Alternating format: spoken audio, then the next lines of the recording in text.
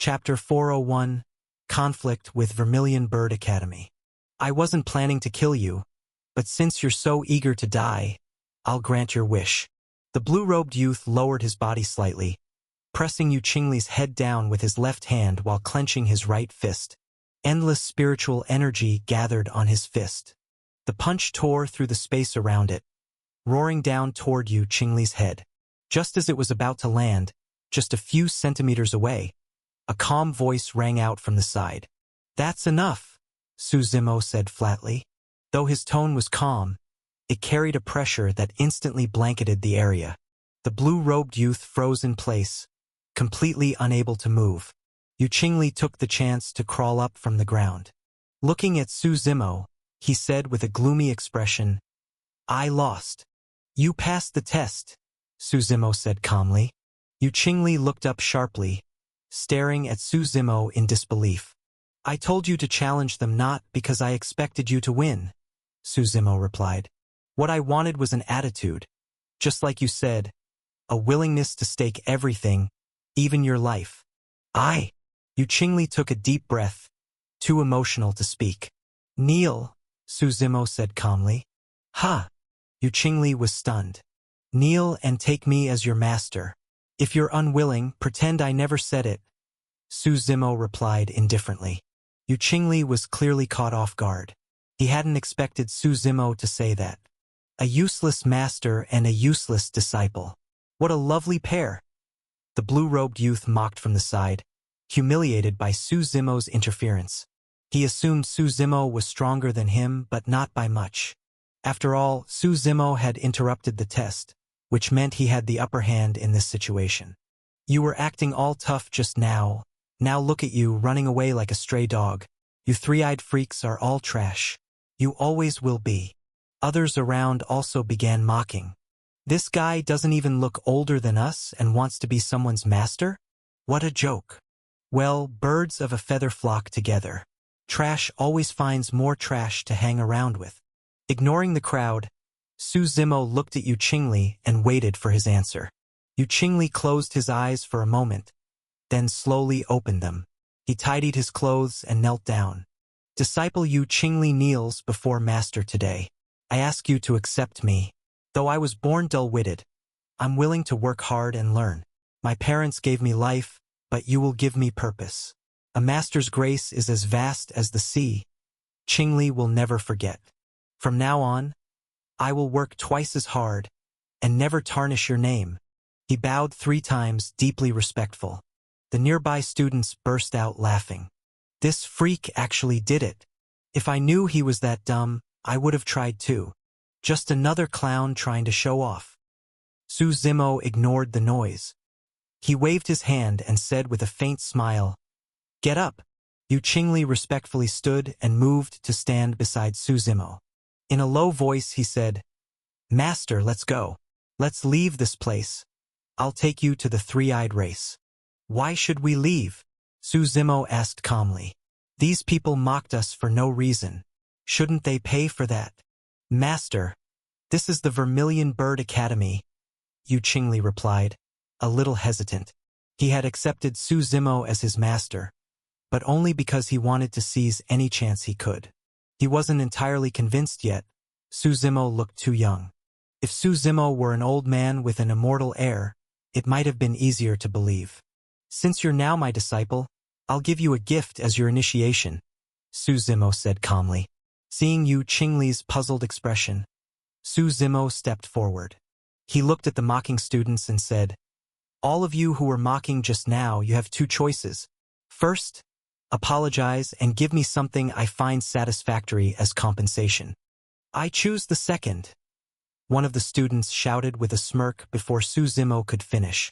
"The second is to be killed by me." As Su Zimo finished his words, he vanished in an instant. The next moment, he appeared right in front of the student who had shouted. Before the student could react, Su Zimo's blade Shadow Tyrant was already drawn and sliced the youth in half. "You think I was joking?" Su Zimo's cold gaze swept across everyone. In an instant, silence fell as everyone looked at the fresh corpse on the ground. "You dare kill someone in front of Vermilion Bird Academy?" That's disrupting the entrance exams. An insult to the academy, someone yelled. Have you all never died before? Suzimo turned his head and laughed coldly. What's going on here? The commotion drew the attention of the academy. The 6 teachers in charge of the admissions walked over. Master, someone is deliberately causing trouble and killed a student in public, someone reported. The 6 teachers stepped into the scene, frowning as they surveyed the situation. One of the elders looked at Suzimo and asked calmly, Did you kill that student? I did. So what? Suzimo replied flatly. Then you'll have to come with us? The elder said, raising his hand as a mighty force of the Paragon Meridian realm burst from his body. Aunt! Suzimo snorted coldly. He didn't even move. That snort alone contained the pressure of the sacred Meridian realm. With a loud boom, the academy elder staggered back 3 steps, coughed up blood, and turned pale. Master, you! Someone exclaimed. The elder stared deeply at Suzimo, eyes full of fear. He glanced at the other teachers and quietly shook his head, signaling them not to act rashly. A powerhouse, an absolute powerhouse. Just one snort, and I couldn't even resist. May I ask where you're from? The elder asked more seriously. Why come here to cause trouble during our academy's admissions? Where I'm from doesn't matter, Suzimo replied calmly. And I didn't cause trouble, they mocked me first. Isn't a little punishment deserved? The elder looked around and saw many students lowering their heads, saying nothing. He already had his answer. Discipline is fine, but you didn't have to kill him, right? Chapter 402. I gave you a chance. They're still young. Don't you think you've gone too far? The elder said calmly. I gave them a chance. They just didn't value it and chose the second option instead, Suzimo replied, gripping Shadow Tyrant as the aura around him steadily rose. He looked around at everyone present and said with a faint smile, Well, have you decided? Will you apologize and compensate me? Or do I slaughter all of you? The elder's face turned red with anger. You're declaring war on Vermilion Bird Academy. Then so be it, Suzimo said casually. You really think your little branch academy is on the level of the Heavenly Tao Academy? Fine, very fine, the elder said, laughing in rage as he looked at Suzimo. I hope you'll remember your words. With that, the elder turned and left, likely to report to the academy. Teacher, Yu Qingli called out timidly from the side. He didn't understand why Suzimo was going against the academy. Let's leave quickly. If stronger experts from the academy show up, we'll be in trouble. Suzimo glanced at Yu Qingli. This disciple of his was too timid. It was understandable, but he still lacked boldness, far from the godlike figure of legend. Suzimo didn't know what Yu Qingli had experienced in the past to grow so quickly. He wondered if his interference had already changed that path. Stand aside and watch carefully, Suzimo waved his hand and said calmly. As the academy's teachers left, Suzimo didn't bother waiting. He looked at the gathered crowd and spoke flatly. So, what's the decision? If no one says anything, I'll take it as you choosing the second option. Just then, a youth stepped out from the crowd. Don't you think you're being too arrogant? Suzimo looked at the youth. He wore a dark yellow robe, the one who had previously passed the extreme test. He was the 7th prince of the Slaughter Empire. Seeing him speak up gave the other students confidence. They knew that no matter how strong Suzimo was, in Slaughter Empire territory, offending the royal family meant death. That was the reputation of the Slaughter race. They always settled things through combat and never compromised. You're standing up for them? Suzimo said with a mocking smile. Wait for the academy teachers. Let them decide. The 7th prince replied coldly. Sure, they mocked you, but a simple apology is enough. Death is too much. Seems like being the 7th prince of Slaughter Empire has made you feel quite superior. Suzimo chuckled. He raised Shadow Tyrant and swung it toward the prince. A blade aura several meters long burst forth, sharp and deadly. With just a casual swing, the space around shattered layer by layer. The 7th prince's face changed. He knew he couldn't block the strike. He quickly retreated, using footwork techniques that left behind multiple afterimages. Boom! The blade aura struck beside him. He dodged, but nearby students weren't so lucky. Looks like you don't have what it takes to stand up for others, Suzumo laughed. Do you know what you're doing? The seventh prince said coldly. You're trying to kill a royal of Slaughter Empire. No one's ever dared that before. You know what I want to do most right now? Suzumo asked calmly. Step on you. Crush that royal pride and your identity as a prince until it's worthless. You're asking for death. The prince growled and crushed a jade pendant in his hand. Suzumo recognized it. He'd seen one like it before in Fearless City. When the jade shattered, the skies changed. A storm of spirit force brewed overhead. A pitch-black void formed, and a blood-red palace appeared. A man in a crimson robe stood with his back to the void. It was exactly what Suzumo had seen in Fearless City. Not very original, Suzumo said, shaking his head. Yuan Hao, what's going on? Came a calm voice from the void. Supreme Patriarch, someone is trying to kill me. The seventh prince quickly replied, pointing at Suzumo. As the man in the void looked at Suzumo, he paused for a moment. Back in Fearless City, when he had tried to suppress Suzumo, one of the Immortal Path cultivators besides Suzumo had shattered his projection. He fell silent for a moment. So, we meet again, the man in the void said. The seventh prince froze in place, a bad feeling creeping in. You shouldn't be pleading with me. Suzumo shook his head. I'm a fair man. I won't kill him if you offer something in exchange for his life. What do you want? The man in the void asked. Give me a Slaughter Race access token, Suzumo replied. A token from Slaughter Empire will do. The man hesitated. Then spirit force surged and a red token flew out of the void. Suzumo knew that this token would be very useful within Slaughter Empire. But it wasn't a core token. Otherwise, the man wouldn't have handed it over so easily. Get lost. What are you still looking at? Suzumo said flatly to the stunned seventh prince. Ah. The prince snapped out of it, face flushed with shame, and quickly fled back into the academy. Chapter 403, Four Great Guardians. Watching the seventh prince leave, everyone present looked panicked. At that moment, several figures flew out from inside Vermilion Bird Academy. These figures were all dressed in fiery red robes, though the shades of red varied. At the front stood an elderly man. He had short black hair, and his robe was covered in black patterns. He looked energetic, with a kind and gentle face. It's Dean Zhao! A student shouted excitedly nearby. We're saved. Even the royal family of Slaughter Empire would have to give him face.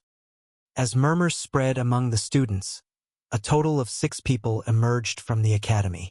Besides Dean Zhao and the previously summoned Elder Yu, there were 4 other middle-aged men with strong auras. Each wore robes in a different color: purple, blue, red, and yellow. Aside from the colors, their outfits were mostly the same. Some students didn't recognize them, but others immediately shouted, "They're the 4 great guardians of Vermilion Bird Academy? Wind, thunder, fire, and earth. That's him, Dean." Elder Yu pointed at Suzumo as the 6 of them hovered in the sky. The 4 guardians snorted coldly and prepared to act, but Dean Zhao Chongfeng raised a hand to stop them. He looked at Suzumo with a slight smile. May I ask why you've come to our Vermilion Bird Academy? I was just passing by, Suzumo said calmly. But your students mocked me for no reason. I'm here to get justice. What kind of justice do you seek? Zhao asked with a smile. What, are you going to compensate me for them? Suzumo asked. If your request is reasonable, I don't see why not, Zhao replied kindly. After all, they may soon be students of our academy. I'm not a greedy person, Suzumo said.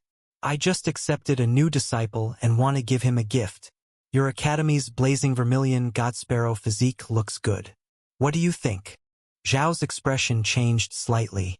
The blazing vermilion Godsparrow physique was one of the 100 battle physiques, one of their academy's core treasures. No way he would give it away so easily. You must be joking, Zhao said with a restored smile. If you're willing to talk things over, anything's negotiable. But not like this, otherwise you'll gain nothing. Dean, there's nothing to talk about, the Thunder Guardian growled. Purple lightning crackled around him. Just capture him and force out his background.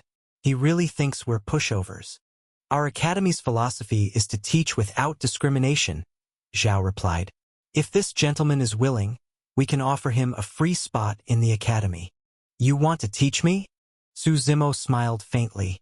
Zhao looked at Elder Yu, who quickly shook his head. Dean, I'm no match for him. Such a young age and already beyond the Empyrean Meridian realm. He must have an impressive origin, Zhao said with narrowed eyes. You're asking too much, he continued. The blazing vermilion Godsparrow physique is impossible. You'd best ask for something else. I didn't expect you to agree, Su Zimo said flatly. So, I'll just take it by force. Insolent! The Thunder Guardian shouted. Purple lightning exploded around him as he launched a punch at Su Zimo.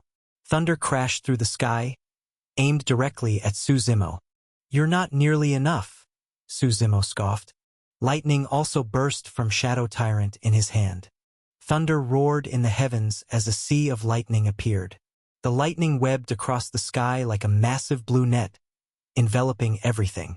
Compared to the Guardians, Su Zimo's lightning was much stronger, vaster, and more majestic. Seeing Su Zimo casually unleash such power, the Thunder Guardian's face changed. He quickly retreated. Boom!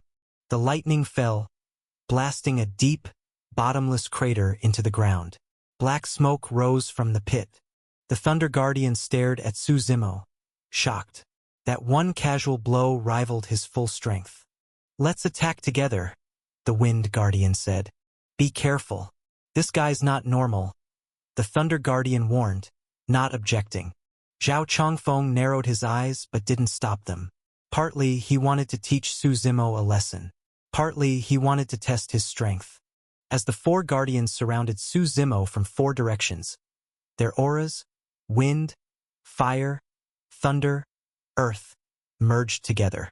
The sky split into four colors: howling winds, raging flames, roaring thunder, and mountains of earth surged forth. The elements collided, unleashing destructive force. Su Zimo's body had been refined by the power of creation. He had both the Hell Suppression Demon physique and the Nine Revolutions God Tower physique. Plus, the Tree of Life constantly healed him. Even those stronger than him struggled to hurt him, let alone these four at the Imperial Meridian realm. As the elemental waves crashed toward him, Su Zimo grinned. He didn't dodge, he took it head-on. Boom! The four forces collided, obliterating the space around them. Energy shot out in every direction, forming arrow-like gusts. The void shattered. Lightning, fire, wind, and earth reduced everything to ruin. Su Zimo's figure vanished in the blast. As the storm faded, everyone looked to the center of the explosion. The space slowly began to recover, and there stood a single figure, completely unharmed. Su Zimo yawned, cracked his neck, and said blandly, "That's all you've got?" Chapter 404, Vermilion Bird vs. Shadow Dragon. The four great guardians froze in place. Their expressions were grim as they exchanged glances, all seeing the shock in each other's eyes. "You all come back." Zhao Chongfeng frowned slightly and said to them. The four immediately nodded, stepped back, and said nothing further. "Mister, how about we both take a step back?" Zhao Chongfeng turned to Su Zimo and said calmly. "Why should I back down? You need to have the strength to negotiate with me first." Su Zimo replied coolly. "You really think there's no one in Vermilion Bird Academy who can stop you?" Zhao said flatly. Though Vermilion Bird Academy couldn't compare to Heavenly Dao Academy in ancient history or ancient masters, it was still backed by Heavenly Dao and had a solid foundation. Since its founding, the academy had taught countless students and produced innumerable strong cultivators. Few people truly knew how powerful Vermilion Bird Academy was, and the outside world could only speculate. Su Zimo chuckled, gripping his curved blade Shadow Tyrant. Dark spirit force gathered on the blade as it trembled slightly. He stepped toward Zhao Changfeng one step at a time. Zhao frowned, not backing down. His aura, the peak of Empyrean Meridian Realm, surged outward. As the head of Vermilion Bird Academy, he was the strongest on the surface. "Mister, must you be our enemy today?" Zhao asked calmly. "Hand over the blazing vermilion god sparrow physique and I'll leave without another word," Su Zimo replied. "That's impossible." Zhao shook his head. Spirit force erupted from his body, and his true fate appeared. A blazing red vermilion bird phantom. It was incredibly lifelike, as if the divine beast had truly descended. This powerful beast aura filled all of Vermilion Bird City. Flames surged across the sky, blanketing it in blazing fire. The vermilion bird screeched, its sharp cry echoing through the heavens. When it spread its wings, it covered the entire sky. Its sharp eyes locked onto Su Zimo as if ready to dive down any moment. Su Zimo snorted coldly. He raised Shadow Tyrant, and from within the blade came a dragon's roar. The weapon's spirit, Shadow Dragon, was activated. A massive black dragon, over 100 meters long and radiating a powerful dragon might, burst from the blade. The Shadow Dragon soared into the sky, piercing through the vermilion bird's fire barrier and circling above with a predatory gaze fixed on Zhao Changfeng. Su Zimo's aura surged around him. He swung Shadow Tyrant slowly, and the dragon's eyes flashed with black mist. With a long roar, it charged toward the vermilion bird. The vermilion bird let out a shriek and surged forward with overwhelming fire. The flames melted the sky itself. The bird's entire body was wrapped in layers of blazing fire. As they collided, boom! Waves of energy spread out in all directions. Half of the space collapsed. The two beasts clashed, dragon roars and bird screeches mixed, demonic aura clashing with flames. Thunderous explosions echoed through the air. The Shadow Dragon wrapped its massive body around the vermilion bird, trying to trap it. But the vermilion bird's fire burned ever stronger, attacking the dragon's body relentlessly. Zhao Changfeng frowned as he watched. He continued strengthening his true fate while quickly commanding the vermilion bird. Meanwhile, Su Zimo remained calm. With a casual wave of his hand, he infused the dragon with the power of creation. As the dragon absorbed this power, its aura exploded. With a swing of its tail, it flung the vermilion bird into the void. Then it grabbed the vermilion bird's wings and, with a roar, ripped them apart. As the wings tore off, the Shadow Dragon rushed forward and coiled its body around the bird, then crushed its head with one claw. With a final cry, the vermilion bird vanished into the air. Zhao Changfeng spat out a mouthful of blood, pale-faced and stumbling backward. The direct damage to his true fate was overwhelming. Worse still, his opponent hadn't even used his own true fate. Zhao took a deep breath, extremely wary of Su Zimo. "Even Dean Zhao lost?" The nearby students whispered in disbelief. "Is this guy some immortal who became young again? He only looks a few years older than us. How is he so strong? Even the holy sons and daughters of imperial lineages don't seem this monstrous." Amid the chatter, the four guardians supported Zhao Changfeng, all staring at Su Zimo with full vigilance. Su Zimo gave a light chuckle and turned to the stunned Yu Qingli. "Come with me." "Ah? Oh, okay." Yu Qingli snapped out of it and quickly followed. Su Zimo headed straight toward Vermilion Bird Academy. The two disciples at the gate didn't dare stop him. "What is he doing?" the Thunder Guardian asked in confusion. "Oh no! The blazing vermilion god sparrow physique," Zhao Changfeng suddenly realized. Everyone rushed into the academy. Passing through the Crimson Gate, the inside of Vermilion Bird Academy became clear. "So this is the Sacred Academy?" Yu Qingli murmured, amazed as he looked around. Towering buildings, some over 100 stories high, were everywhere. Floating islands hung in the sky, while neatly dressed students in red robes walked below. Distant mountains and rivers were shrouded in mist, with only faint outlines visible. In the center stood a 1,000-meter-tall Vermilion Bird Tower, the first thing anyone saw upon entering. Yu Qingli stood still, overwhelmed by the sight of the place he once dreamed of. "Why are you dazed?" Suzimo asked calmly. "Teacher, why are we here?" Yu Qingli asked quickly.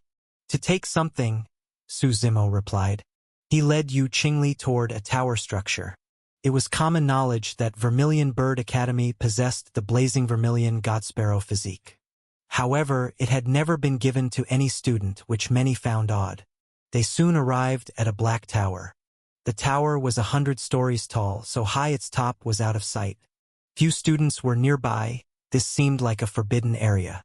2 black-robed guards stood at the entrance.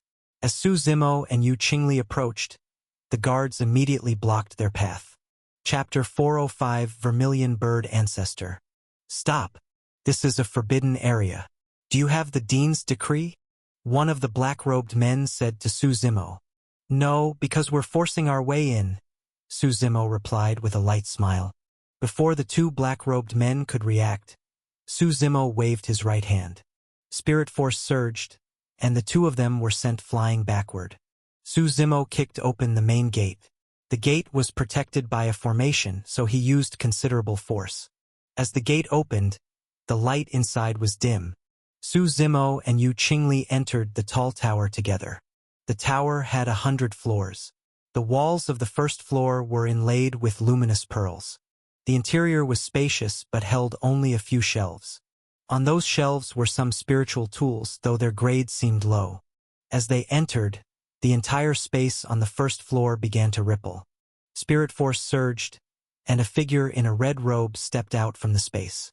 The wide red robe covered the figure completely. Yu Qingli stared, realizing this figure wasn't human, but a puppet shaped like a person made of metal and wood. "Defeat me, and you may take the weapons on the shelves and proceed to the next floor," the puppet said calmly. "So we're clearing stages," Yu Qingli said, turning to Suzimo. "How annoying," Suzimo snorted. With a wave of his hand, a giant palm of spirit force descended from the sky and smashed the puppet into pieces. Suzimo grabbed Yu Qingli by the collar and flew upward. Though there were barriers between each floor, none could stop Suzimo. As they broke through floor after floor, the guardians became stronger, and the items displayed more rare and valuable. By the time they reached the 100th floor, Suzimo had seen many precious artifacts. There was the southern fire of the vermilion bird, left behind long ago. There were also various universe-grade mystical herbs and meridian techniques. But none of these things stopped Suzimo. When he arrived at the top floor, the space there was much more expansive. At the center stood a high platform. On top of the platform was a fire-red orb. Surrounding the platform, the ground was covered in a sea of fire. From the fire came sharp bird cries, as if something was being nurtured within. Suzimo narrowed his eyes slightly and told Yu Qingli to stay put. He stepped into the air and flew toward the platform to retrieve the blazing vermilion godsparrow physique orb. Just as he took off, a ripple in space appeared and a black-robed elder emerged. "Who dares to steal the physique orb?" the elder shouted, eyes sharp as he looked at Suzimo. "Who are you?" The elder's aura surged, his pressure that of the Saint Vane realm. His black robe and bald head gleamed red under the reflection of the flames. Suzimo didn't respond. With a light shout, he waved his hand.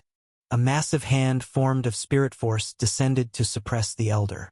The elder's face changed, and his true fate quickly manifested. It was a ball of flame. His true fate was the vermilion bird's southern fire. As it burned, the surrounding flames grew violent. Within the crimson flames, a hint of light blue flickered. That small trace of blue burned with frightening intensity. The elder waved both hands, and a sea of fire surged up, covering the entire space. The fire sea roared and rolled, condensing into a massive fireball that crashed towards Suzimo. Suzimo remained calm. His spirit force-formed hand rose into the sky and slammed down with great force. Boom! The fireball was obliterated.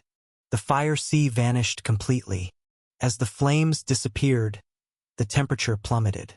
The giant hand, still powerful, continued pressing toward the elder.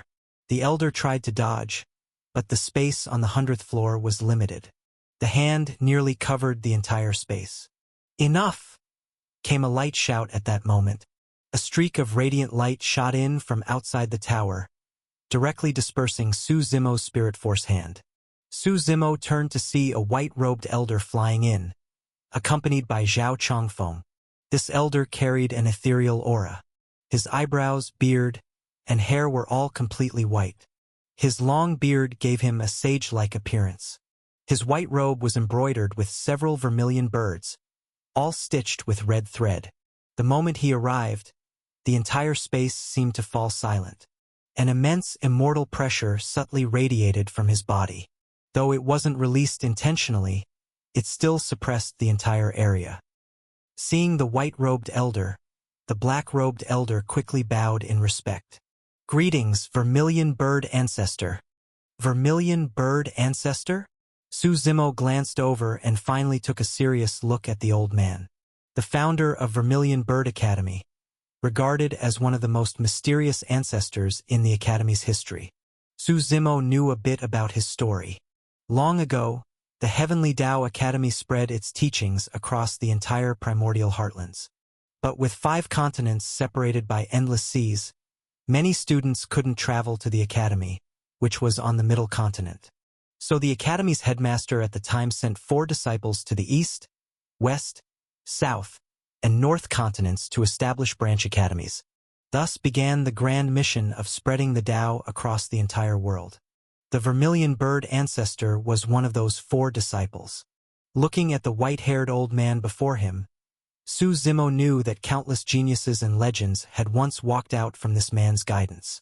Though the Vermilion Bird Academy couldn't rival the Heavenly Tao Academy, it was still the sacred academy in the eyes of many in the northern continent. No other academy could compare. "Young man, that's enough," said the Vermilion Bird Ancestor calmly. "If you want to stop me, you'd better have the strength," Su Zimo replied just as calmly. The Vermilion Bird Ancestor didn't get angry. He simply looked at Su Zimo. Then he raised his hand, and immense immortal pressure spread from his body. The sky seemed to rumble with thunder. His white beard and hair floated without wind, and light shone in his eyes. Every movement he made carried the truth of heaven and earth. A casual wave of his hand felt as if half the sky had collapsed. Chapter 406 Journey to Three-Eyed Mountains. As the Vermilion Bird Ancestor waved his hand, endless divine light radiated from his body. His right palm, carrying immense might, pressed down toward Su Zimo. "Young man, no matter where you come from or how powerful your background is, you should understand that there's always someone stronger out there." As that palm descended, Su Zimo could clearly feel the pressure. A Zenith Immortal was not someone he could currently contend with. However, if he wanted to leave, the other party wouldn't be able to stop him either. Just as the palm was about to fall from the sky, a deafening beast roar suddenly echoed around them. The roar was so intense it seemed like it would rupture everyone's eardrums. The Vermilion Bird Ancestor's palm stopped mid-air, blocked by a massive claw. The ancestor frowned slightly and looked ahead of Su Zimo. He saw Chaos panting heavily, staring wide-eyed at him. Chaos's massive body almost filled half the space. Its overwhelming beastly aura thickly filled the surroundings. "What is that?" Zhao Chongfeng beside him was stunned, staring at Chaos, completely frozen. "A beast. A real beast from the desolate era," the Vermilion Bird Ancestor said after some thought. "Strictly speaking, it should be a meridian beast." He looked deeply at Su Zimo. For someone of this age to subdue a creature from the ancient wilderness, one that had even entered the immortal path, was shocking. He understood the pride of such beasts. Even in death, they would never serve humans. And yet, this one followed willingly. He didn't know how Su Zimo had managed it. "So this is your confidence?" The Vermilion Bird Ancestor withdrew his palm and looked at Su Zimo calmly. "You think that with just one arcane immortal meridian beast, you can break into our Vermilion Bird Academy? I didn't want to be your enemy. That's why I tried to talk nicely," Su Zimo replied coolly. "But that's as far as I'll go. Otherwise, forget your academy, even the Heavenly Tao Academy. I'd challenge it all the same. With that, Su Zimo walked step by step toward the platform. He intended to take the blazing vermilion God Sparrow physique. Zhao Chongfeng wanted to stop him, but the vermilion bird ancestor stopped him. The ancestor stared solemnly ahead. Zhao Chongfeng was puzzled.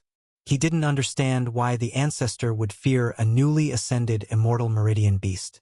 Although beasts were naturally stronger than humans at the same level, Chaos was only at the arcane immortal realm, still far from a zenith immortal. But Zhao Chongfeng didn't notice. The ancestor's gaze wasn't on Chaos. It was on the black mist next to Su Zimo. Within it, he felt an overwhelming sense of threat. A kind of danger he hadn't experienced since entering the zenith immortal realm. The last time he felt something like this was when he met the mortal emperor. He didn't know what that black mist was, but he understood. It was warning him. As long as Su Zimo safely took the blazing vermilion God Sparrow physique, all would be well.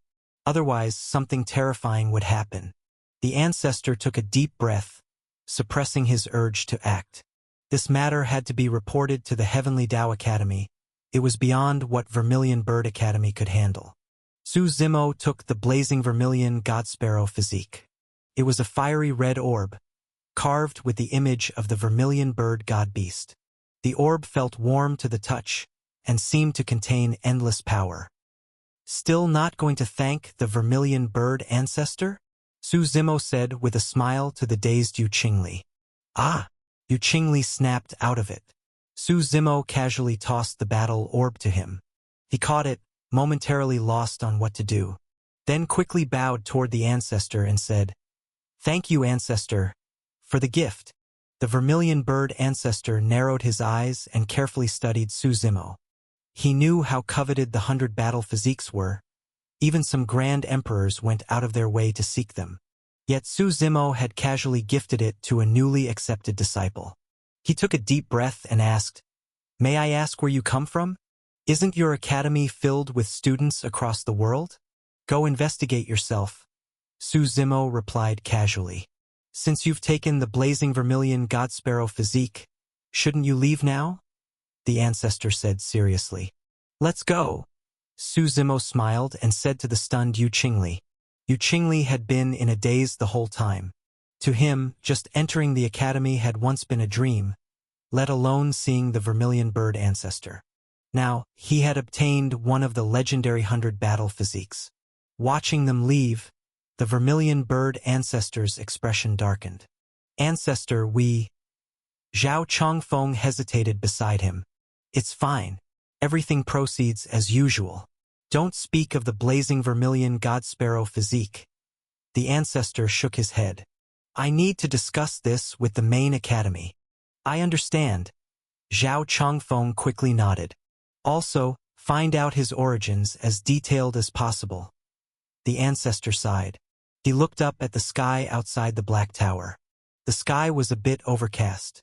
The earlier storm had just stopped. He muttered to himself, "In this era of fate, more and more things are becoming impossible to understand."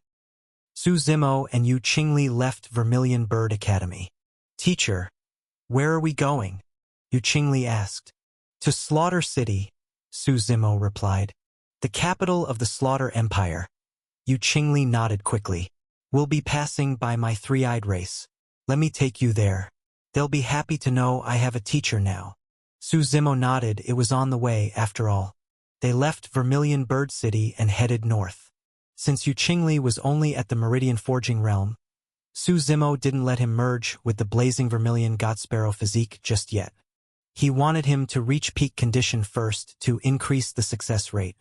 From Vermilion Bird City, they passed through dozens of cities. They also crossed mountains and valleys. According to Yu Qingli, the three-eyed race was secluded deep in the mountains, having been shunned by the world for generations. Su Zimo rode the Dark Sky Tiger, while Yu Qingli ran behind him as training. They moved steadily through rain and wind. After nearly half a month, they finally reached Three-Eyed Mountain, the home of the three-eyed race. The mountains weren't tall, but they were steep. The rocky cliffs were rugged, and when the wind blew, everything seemed especially quiet. Chapter 407, I want to become strong. This is a pretty good place, Suzumo said with a faint smile. Normally, very few people come here, and this is the territory of our three-eyed race. Other races don't even bother with it. Yu Qingli replied with a bitter smile. I believe in you. One day, you'll lead your race to rise again, Suzumo said, patting Yu Qingli on the shoulder with a smile. Yu Qingli nodded heavily. There was a transparent barrier surrounding Three-Eyed Mountain. Yu Qingli put his hands together and formed seals with both hands. A snowflake-shaped seal condensed in his palm. As the seal floated up and landed above Three-Eyed Mountain, the transparent barrier seemed to corrode and melt, revealing a gate. Suzumo and Yu Qingli smiled as they walked into the barrier. The mountain breeze blew gently, but the moment they entered, something felt off. Blood. A very strong smell of blood. Suzumo looked at Yu Qingli, a bad feeling rising in his chest. The scent was far too thick, not something that could come from just a few deaths. And they were still only at the foot of the mountain. Yu Qingli looked at Suzumo, panic in his expression, then dashed up the mountain. He ran fast, almost stumbling. The higher they went, the stronger the blood scent became. As the wind blew past them, halfway up the mountain, Suzumo even saw faint trails of flowing blood. Thinking Yu Qingli was too slow, Suzumo grabbed the back of his collar and flew them both toward the summit. In just a few breaths, they neared the top. Before Suzumo could look around, the sight before him stunned him. A mountain of corpses. A river of blood pooled at the summit. The stench of rot and death filled the air, nauseating and overwhelming. Suzumo stood silently to the side. The three-eyed race has been wiped out. Staring at the hundreds of corpses piled together, Yu Qingli was completely stunned. His mind went blank. The three-eyed race wasn't a large race. He recognized many of the dead. Now they all lay in front of him, their bodies mangled and torn. He threw himself into the pile, desperately searching for his parents. But it was useless. There were too many corpses. Blood covered Yu Qingli from head to toe. The sky grew overcast, and a light drizzle began to fall. The rain was cold, mixed with a faint chill in the wind. They're all dead. Yu Qingli turned to Suzumo, face streaked with tears, and said in pain, Can we find out who did this? Suzumo asked. Our race always avoided conflict. We never caused trouble. Why would we be exterminated? Yu Qingli shook his head sadly. He collapsed in the center of the summit, letting the cold rain and wind beat against him. The stench of blood began to fade. He sat there, like a soulless husk, silent, lost in thought. Suzumo didn't disturb him. Anyone suffering this kind of trauma could completely collapse if pushed. Some might even go mad. At that moment, Yu Qingli's back looked thin and defeated. He thought of many things, his humble yet lofty dreams. He had wanted to change his race's fate, to break the world's prejudice against them. His people had always been close like family, perhaps because their weakness made them understand unity. He remembered many people, his parents, childhood friends, even the girl he liked but never dared confess to. He just sat there, playing the memories over in his mind like a film. Suzumo hadn't expected it, but Yu Qingli sat there like that for an entire week. One morning, a week later, Yu Qingli finally stood up weakly. Teacher, I'm sorry, Yu Qingli said, walking to Suzumo with a numb expression. I might not follow you anymore. Why? Suzumo asked curiously. My race is gone. I don't feel like cultivating anymore. I think I'll just stay here from now on, Yu Qingli said flatly. His face was emotionless, like a walking corpse. Don't you want revenge? Suzumo asked calmly. Are you sure every single person in your race is dead?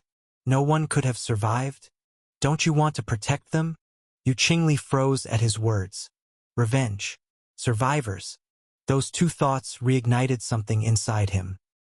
He had been blinded by the scene before him and hadn't considered the possibility. Can I really do it? Yu Qingli asked hesitantly. Your fate is in your own hands, Suzumo replied calmly. I'll give you 7 days to bury your people. Whether you come with me afterward or not is up to you. Hearing this, Yu Qingli slowly nodded. Over the next 7 days, Su Zimo surveyed the surroundings of Three-Eyed Mountain. He even used the primordial chaos bead to travel through the River of Fate and observe the race's history. He understood a lot but didn't tell Yu Qingli. It wasn't the right time, and Yu Qingli didn't yet have the strength for revenge. Su Zimo personally watched Yu Qingli bury his people one by one. He began to understand how Yu Qingli from his past life had grown so quickly, how he had become a revered figure. In the original timeline, Su Zimo hadn't met Yu Qingli in Vermilion Bird City. The disappointed young man who couldn't enter the academy returned home only to find his race massacred. Crushed by wave after wave of despair, he somehow survived and transformed, soaring to greatness. At least that's how Su Zimo imagined it. But now, Yu Qingli seemed to grow up in just a few short days. Growing up often only takes a moment. When the 7 days passed, Su Zimo looked up from the base of the mountain and saw over 1,000 graves. The once scenic peak now resembled the beginnings of a mass graveyard. Yu Qingli bowed to the graves, then turned to Su Zimo. "Teacher, let's go." "Not going to look a little longer?" Su Zimo asked.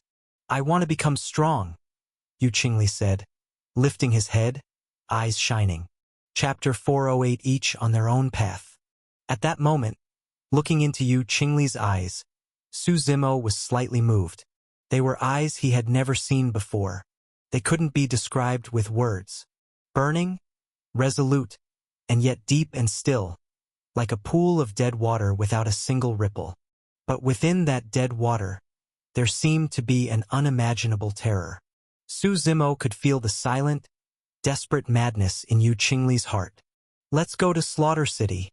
Su Zimo nodded and said calmly, "I'll teach you what needs to be taught. How far you go in the future is up to you." Yu Qingli nodded. Just as the two were about to leave Three-Eyed Mountain and head north toward Slaughter City, a group of men in black suddenly appeared at the foot of the mountain and blocked their way. These black-clothed men were covered head to toe. Even their faces were veiled. "Looks like the boss was right. There really are some fish that slipped through the net," the leader said with a sinister smile. "Who are you?" Yu Qingli frowned and asked coldly. "You'll find out in hell. Your fellow tribesmen will tell you," the black-clothed man sneered. Then he raised his hand, and the group charged toward Su Zimo and Yu Qingli. These men were mostly at the Paragon Meridian realm, a decent level for ordinary people. But in front of Su Zimo it was nothing. "So, you're the ones who slaughtered my three-eyed race?" Yu Qingli shouted angrily. Su Zimo looked up at them and casually waved his hand. The might of the Empyrean Meridian realm burst forth from his body. A mighty pressure descended from the sky.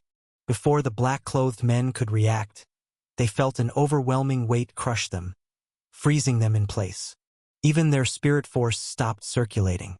They stared at Su Zimo in horror, realizing they had encountered a powerhouse. "Who sent you? Why did you massacre my tribe?" Yu Qingli walked up to the leader and tore off his mask. The face revealed was completely unfamiliar. The others just scoffed, turning their heads away, refusing to speak. "Kill them. They won't talk," Su Zimo said calmly from the side. He could tell these people had been trained and wouldn't spill secrets, even under threat of death. "Kill us and you won't live long either. The organization will find you," the man sneered. As soon as he finished speaking, muffled booms came from his body. He detonated all his meridian gates, committing suicide. His body collapsed like a pile of mud. The rest of the black-clothed men followed suit, all committing suicide the same way. Seeing this, Yu Qingli's eyes narrowed. These people were merciless even to themselves. This wasn't just a conflict. It was an organized massacre, Su Zimo said.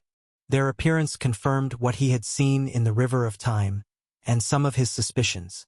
"I don't care who they are," Yu Qingli said coldly. "Demons, ghosts, monsters, it doesn't matter. One day, I'll make them all pay." "You still have a long road ahead," Su Zimo said with a faint smile. Yu Qingli didn't find any useful evidence on the bodies, so the two continued on toward the capital of the Slaughter Empire, Slaughter City. Spring had arrived. Everything was coming back to life. The spring breeze, accompanied by the chirping of birds, echoed across the far west. The trees on both sides were lush and green, willow branches swaying in the wind. Bailey Shao walked out of the true martial sacred ground. She had already obtained the soaring immortal physique left behind by her master. Sacred Lord Shao had also verbally agreed that the true martial sacred ground would support her in competing for the heaven's will in this generation. With the legacy left by her past self and the full support of the Bailey Imperial clan, she was progressing rapidly and had just entered the Imperial Meridian realm. The Eastern continent no longer held much appeal for her. She decided to head to the Middle Continent. She figured the heaven's will would take shape in a few hundred years, and she had to grow stronger quickly. "You promised me. When will you take revenge for me?" Bailey Shao asked anxiously. Lin Yuqing replied calmly, "That Su Zimo rarely shows up at the sacred ground. His whereabouts are a mystery. To get revenge, we have to know our enemy well. No matter what, he's still the holy son of the true martial sacred ground. We can't take this lightly." "What are you saying then?" Bailey Shao asked. "I've already sent the Bailey Imperial clan to search for his whereabouts. Next time we meet, it'll be the day he dies," Lin Yuqing said, her eyes sharp and her tone calm. But within that calm voice was boundless killing intent. "If you lie to me again, even if I die, I won't let you off easy," Bailey Shao said angrily. Meanwhile, in a hidden corner of the Eastern continent, Tangeline emerged from her cultivation. She had completely fused with her second battle physique, the Army Breaker Imperial physique, and could use it skillfully now. It was also time for her to advance into the Imperial Meridian realm. The Imperial Meridian realm corresponded to the 6th Meridian Gate, Duskpine. Opening this gate meant her second major circulation of spirit force could begin. But her current foundation wasn't solid enough. She needed more experience before attempting the breakthrough. She decided to say goodbye to her master and set off again. Previously, the evil god List had led her to this place, where she met the sage who created the list and gifted her the second battle physique pearl. She had eventually accepted the sage as her master. When Tangeline arrived at the waterfall nearby, she saw a white-robed old man standing before it with his hands behind his back. His aura was relaxed, like a figure of mist, ethereal and otherworldly. "Master," Tangeline greeted respectfully. "I know what you're thinking. Go on, the outside world is far more exciting. This clone of mine came here just to teach you. I've taught you everything I can," the old man said with a smile. "I only hope you remember your mission. When the day of the Demontide comes, I hope you'll be able to hold your own. Slay demons and save the world. That's all I ask after placing so much hope in you." "Master, I will," Tangeline nodded firmly. Elsewhere, on a remote and uninhabited island deep in the endless sky sea, a young man sat in silence at the center of the island. Endless godly fire slowly spread from his body. No one knew what level this flame was, but nothing could grow where it touched. Nothing could stop it. The entire island was engulfed in scarlet flames, and the surrounding sea began to boil. Jiang Macho slowly looked up. Chapter 409 Demon Slayers Emerge. He had now fully mastered his third battle body, the Scarlet Flame Imperial Physique. Its flames were the most powerful he had ever seen. There were almost no items in the world that its godly fire couldn't melt. At this moment, he had just stepped into the Imperial Meridian realm, but the further he advanced, the slower his progress became. Jiang Macho deeply felt the difficulty of cultivation. He slowly stood up, and his skin had turned a fiery red. Countless black markings covered his body. His eyes were blood red. If you stared long enough, they looked like two blazing flames. He stepped off the island, gazing into the distant skyline, and the continents that surrounded the endless sky sea. At that moment, many memories surfaced in his mind. The mission given to him by his master, the Lord of Nihility. That was still far off.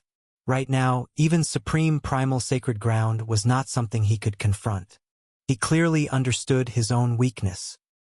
Inside a hidden barrier in the infinite void, Dao Tianyun slowly opened his eyes from seclusion. He didn't like the name Dao Tianyun. He preferred the title Lord of Samsara, which reminded him of who he really was.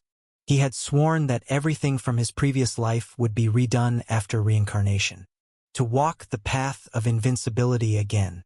Now, with the powerful Dao race supporting him, and his father in this life being the supreme patriarch, he was confident he could take revenge on all his past enemies.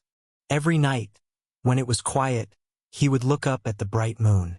A complicated expression would appear on his face. "Little Yang, teacher owes you too much." He often muttered things no one else could understand. No one knew how ancient a soul was hidden in that young body. The news of primordial ancient city's destruction didn't spread until much later.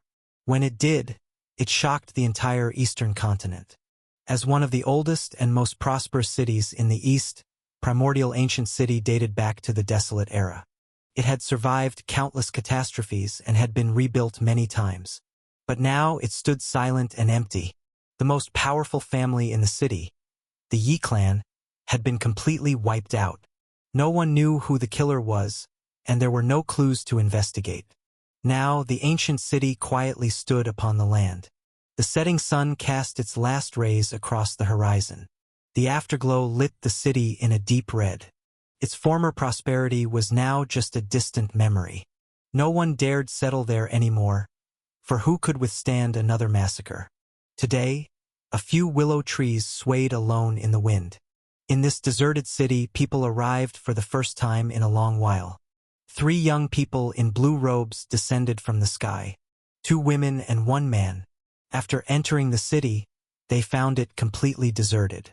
The corpses had already been cleared away, and what remained of the ruins sat in silence under the sunset, telling of the city's past glory.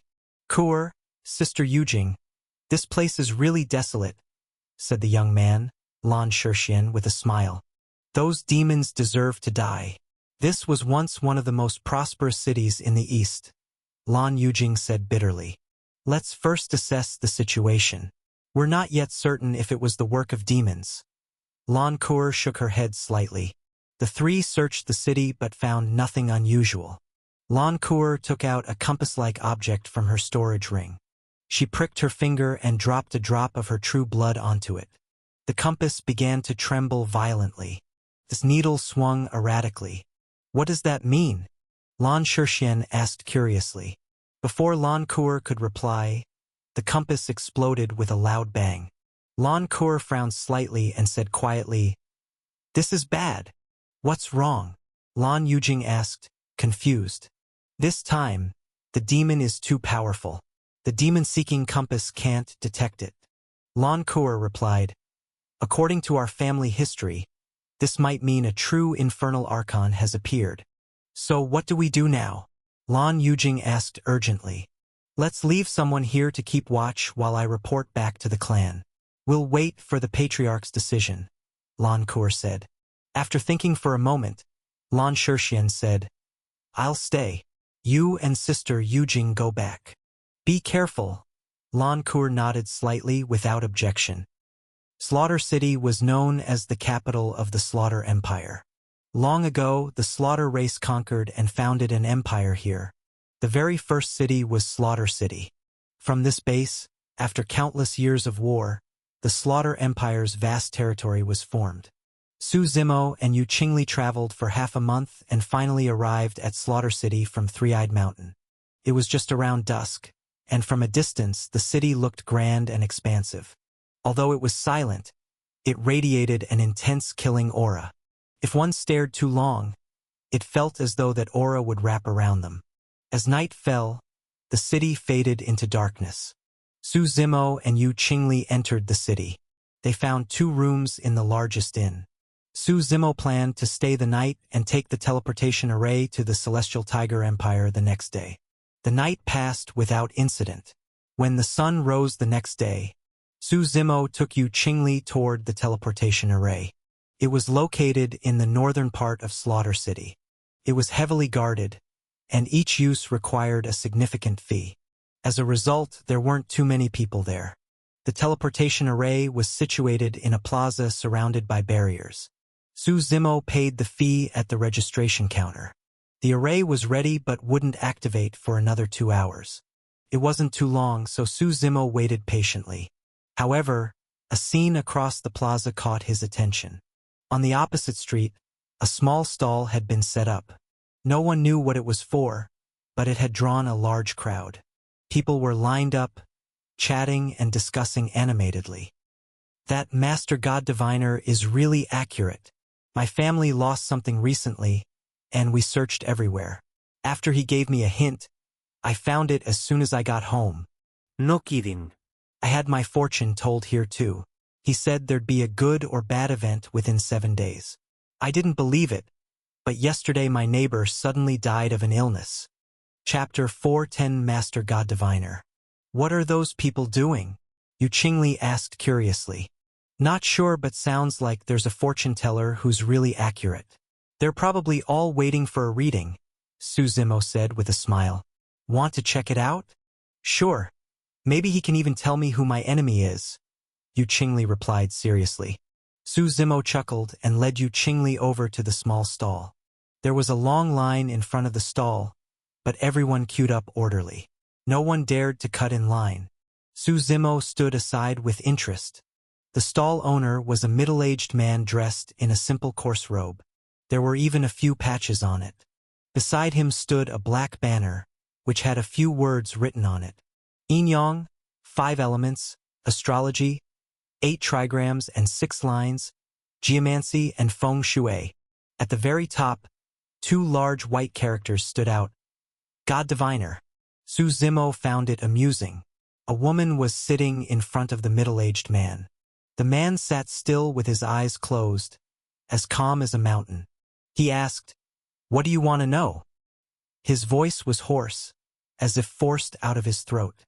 "Master, I want to know about love," the woman said seriously with a smile. "When will I meet the man of my dreams?" The middle-aged man was silent for a moment, then formed a hand seal. His left thumb pressed against his index finger, while his right hand was in a prayer gesture. "Your birth date and time?" he asked calmly. The woman answered one by one. After a long moment, the man slowly opened his eyes. Su Zimo noticed the man's eyes, bright and deep. At first glance, they seemed blank, as if you couldn't read anything from them. But if you looked again, they held countless stories, infinite meanings, as if they could unravel your very soul. They seemed to see straight through you, possessing an unimaginable power. The man opened his eyes and simply said, "There is no perfect person in this world." The woman froze for a moment and then understood. Her so-called dream man was just an ideal fantasy she had imagined. There's no such thing as a person with only strengths and no flaws. "Then when will I meet someone outstanding?" She rephrased, unwilling to give up. She changed dream man to outstanding man.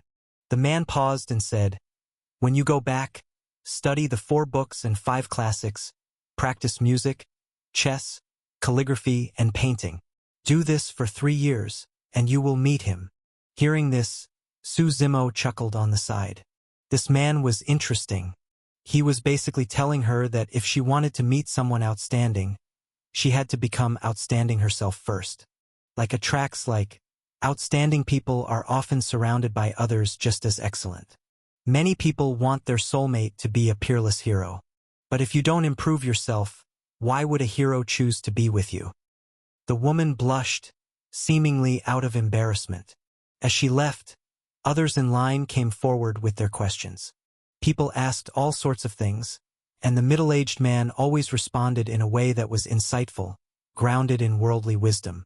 Simple, clear, and often just one sentence could strike straight to the heart, revealing flaws and guiding self-improvement.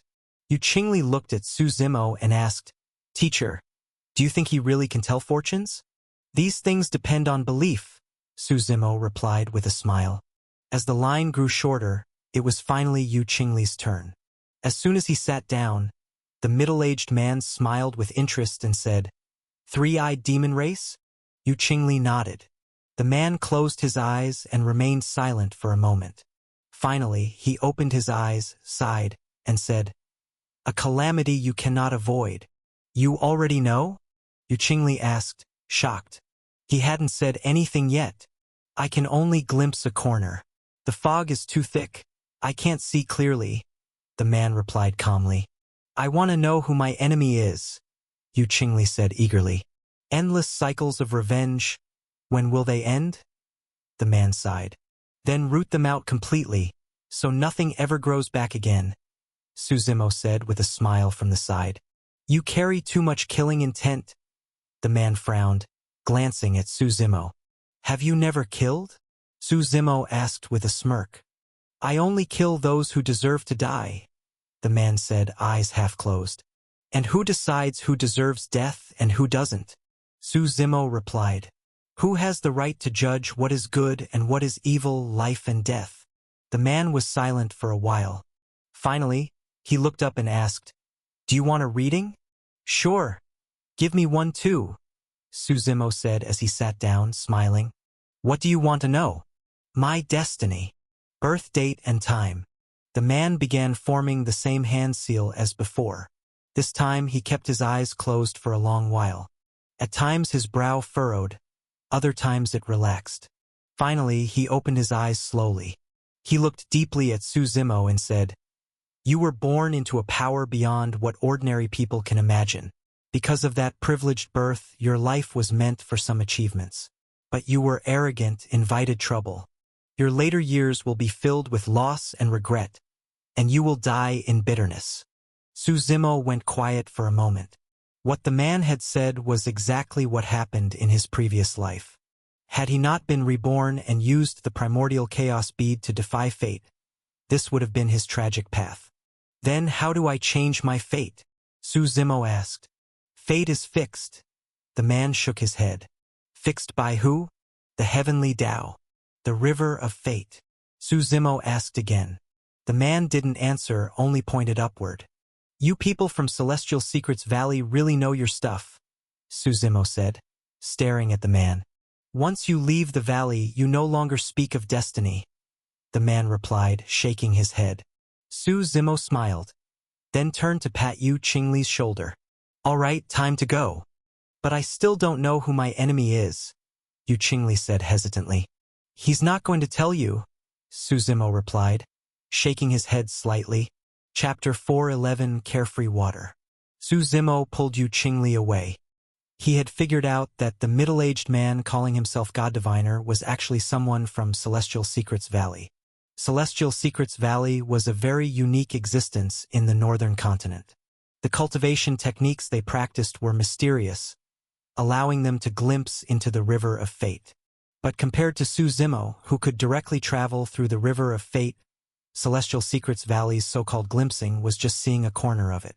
The accuracy of such glimpses was low, and it consumed a great deal of lifespan. Even experts who had reached the immortal realm didn't dare to overuse it, because this would provoke heavenly tribulation. Heaven's punishment was very severe. It wouldn't just strike the one who peaked, but also everyone connected to that person. That was why every generation of Celestial Secrets Valley disciples would completely cut ties with the valley once they left. The saying, once you leave the valley, you no longer speak of fate, came from this. That way, even if they were later punished for peeking into the River of Fate, they wouldn't drag Celestial Secrets Valley down with them. Celestial Secrets Valley was also very smart in its actions. Under normal circumstances, they wouldn't interfere in worldly affairs unless something extraordinary happened. So when Yu Qingli directly asked who his enemy was, that middle-aged man definitely wasn't going to say. Yu Qingli was a bit disappointed, but still trusted Su Zimo. As the two walked away, the man called God Diviner frowned slightly. He couldn't see through Su Zimo. If Su Zimo recognized he was from Celestial Secrets Valley, then the fate he just revealed was very likely true. Yet Su Zimo didn't seem to care, as if he had already expected it or didn't mind at all. Although he had paid a price to glimpse into the River of Fate and could clearly see Su Zimo's destined path, half of that fate was shrouded in fog. He couldn't see what was inside the mist.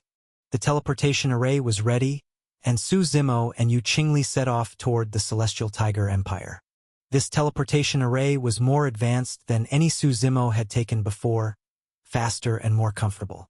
About half a month later, after a boring journey through space-time, they arrived in the Celestial Tiger Empire, located on the western edge of the northern continent. Among the 36 empires, the Celestial Tiger Empire ranked slightly below average in power. It was also one of the later founded empires. The tiger was the national totem. No matter the species, tigers here were treated exceptionally well. According to the information provided earlier by Situ Yunfei, the location where one of the 5 spirit orbs, the wind-destroying pearl, had appeared was within the Celestial Tiger Empire's borders, in a place called Deep Sky Valley. Coincidentally, the city they teleported to was not far from there. The city was called Carefree City. After asking around, Su Zimo learned that from Carefree City, heading north for about 3 hours would get them to Deep Sky Valley. However, the valley had already been taken over by the Celestial Tiger Imperial family, and no outsiders were allowed in. Su Zimo wasn't in a hurry though. Without the Pearl's companion artifact, all those people were just wasting their time. Around sunset, Su Zimo booked a room at an inn in Carefree City. He asked Yu Qingli to stay at the inn while he went out to gather intel. Yu Qingli was too weak, and bringing him along might risk exposure. The 5 spirit orbs were too influential across the entire primordial heartlands. Most people treated them like myth, but Su Zimo didn't want to make too much noise until he had gathered all 5. "You be careful," Yu Qingli said. "I heard something strange in Carefree City today." "What strange thing?" Su Zimo asked, surprised. "You know why this place is called Carefree City?" Yu Qingli looked around and whispered. Su Zimo shook his head. He hadn't really thought about it. Apparently, every so often at night, an old woman appears on the streets pushing a small cart, Yu Qingli said mysteriously. In the cart is something called carefree water. They say if you drink it, you'll forget all the worries in your life. "What's that got to do with me?" Su Zimo asked. "Everyone has worries," Yu Qingli replied. "People say it's best not to go out at night. If you run into that old woman, she'll force you to drink the water, and then you'll lose all your memories." "Now that's interesting," Su Zimo said with a smile. An item that erases memory was extremely rare and expensive. Most people wouldn't even have access to it, let alone waste it giving it to strangers. "Teacher, what's your biggest worry?" Yu Qingli asked curiously. "Being too handsome, does that count?" Su Yimo Lauget. As night fell, the people of Carefree City had already shut their doors. The streets were empty. The moonlight was partly covered by thin dark clouds. The light was dim. Su Zimo walked through the streets. The air wasn't cold, and the trees on either side swayed gently. He walked to the city gates but didn't encounter the so-called old woman selling carefree water. He actually wanted to meet her, but it seemed he didn't get the chance. He walked out of the city gate, oriented himself, and headed toward Deep Sky Valley. He moved quickly and arrived at the valley in about 2 hours. From above, the entire valley looked like an upside-down bowl pressed into the earth. It was lush with vegetation and patrolled by nearly 1,000 soldiers. Su Zimo didn't dare to linger, afraid of being discovered. The place was heavily guarded. Due to the dense foliage, he couldn't see the entrance to the inheritance site. But he could guess its location based on where the soldiers were most concentrated. Wherever the guard was heaviest was likely where the entrance lay. Su Zimo put on a black night cloak, completely concealing himself. Then, with a wave of his right hand, the figure of the Mad Blood Demon appeared beside him. He crouched in a dense bush nearby, and Su Zimo waved again. The old demon's body burst out with powerful sacred energy. The moment that aura exploded, a shockwave radiated out from him. With a loud boom, the Mad Blood Demon leapt into the air and charged toward Deep Sky Valley. His presence was overwhelming. With every step, the space beneath his feet shattered. The thunderous sounds echoed around him. The moment he appeared, he was spotted by the patrolling soldiers. Chapter 412, Entering the Inheritance Ground. He didn't even try to hide himself, acting with blatant arrogance. "Who dares to trespass into Deep Sky Valley?" a soldier shouted. Instantly, the entire valley was in an uproar. But the soldiers didn't chase after the Mad Blood Demon. Instead, they formed a perimeter and directly guarded Deep Sky Valley. Clearly, to them, nothing else mattered. Only the valley itself was of utmost importance. Seeing this, Su Zimo ordered the Mad Blood Demon to charge in. Surging with sacred power, the demon's true fate emerged behind him, a vast, bloody river. He smashed his fist downward with a loud boom. A corner of the defensive formation was forcibly broken. Dozens of soldiers were blasted away. Spirit force surged all around, and the demon's momentum grew stronger and stronger. He landed on the ground, the blood river swirling around him. Anyone who came in contact with it was completely corroded. Every strike he made carried immense power. Against 1,000 defenders, he forcibly tore open a path. But Su Zimo knew most of these soldiers were only at the desolate Meridian realm. They could only stall, they couldn't stop the demon. At that moment, sitting cross-legged on a smooth stone inside the valley was a black-haired man. He had short hair and wore a black headband around his forehead. His eyes were closed in meditation. The air around him flowed slowly and silently. The commotion outside didn't seem to affect him at all. Even as the demon charged through the soldiers, he remained motionless, as if unaware. The Mad Blood Demon, though just a puppet, had a simple mind. He sensed the black-haired man's power and slowed his pace. Soldiers rushed from behind and surrounded him. The black-haired man slowly opened his eyes. His gaze was calm, neither joyful nor angry. He waved a hand and said flatly, "Step back. Guard the outside." "Yes, Elder." The soldiers replied in unison and left to patrol again. The man turned to look at the demon. "Who sent you? Tell me, and I'll give you a whole corpse," he said. The demon said nothing, his aura menacing. The blood river surged toward the man like a tidal wave. The man shook his head and sighed. There are always ants who won't accept defeat. With a wave of his hand, 8 explosive sounds rang out. All 8 of his meridians opened at once. The might of the god Meridian realm descended like a storm, sweeping across the valley. His momentum soared, piercing the clouds.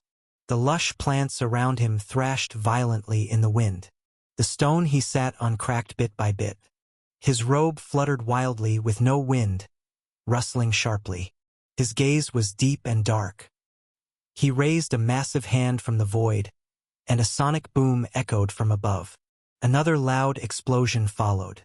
The hand came crashing down with unstoppable force.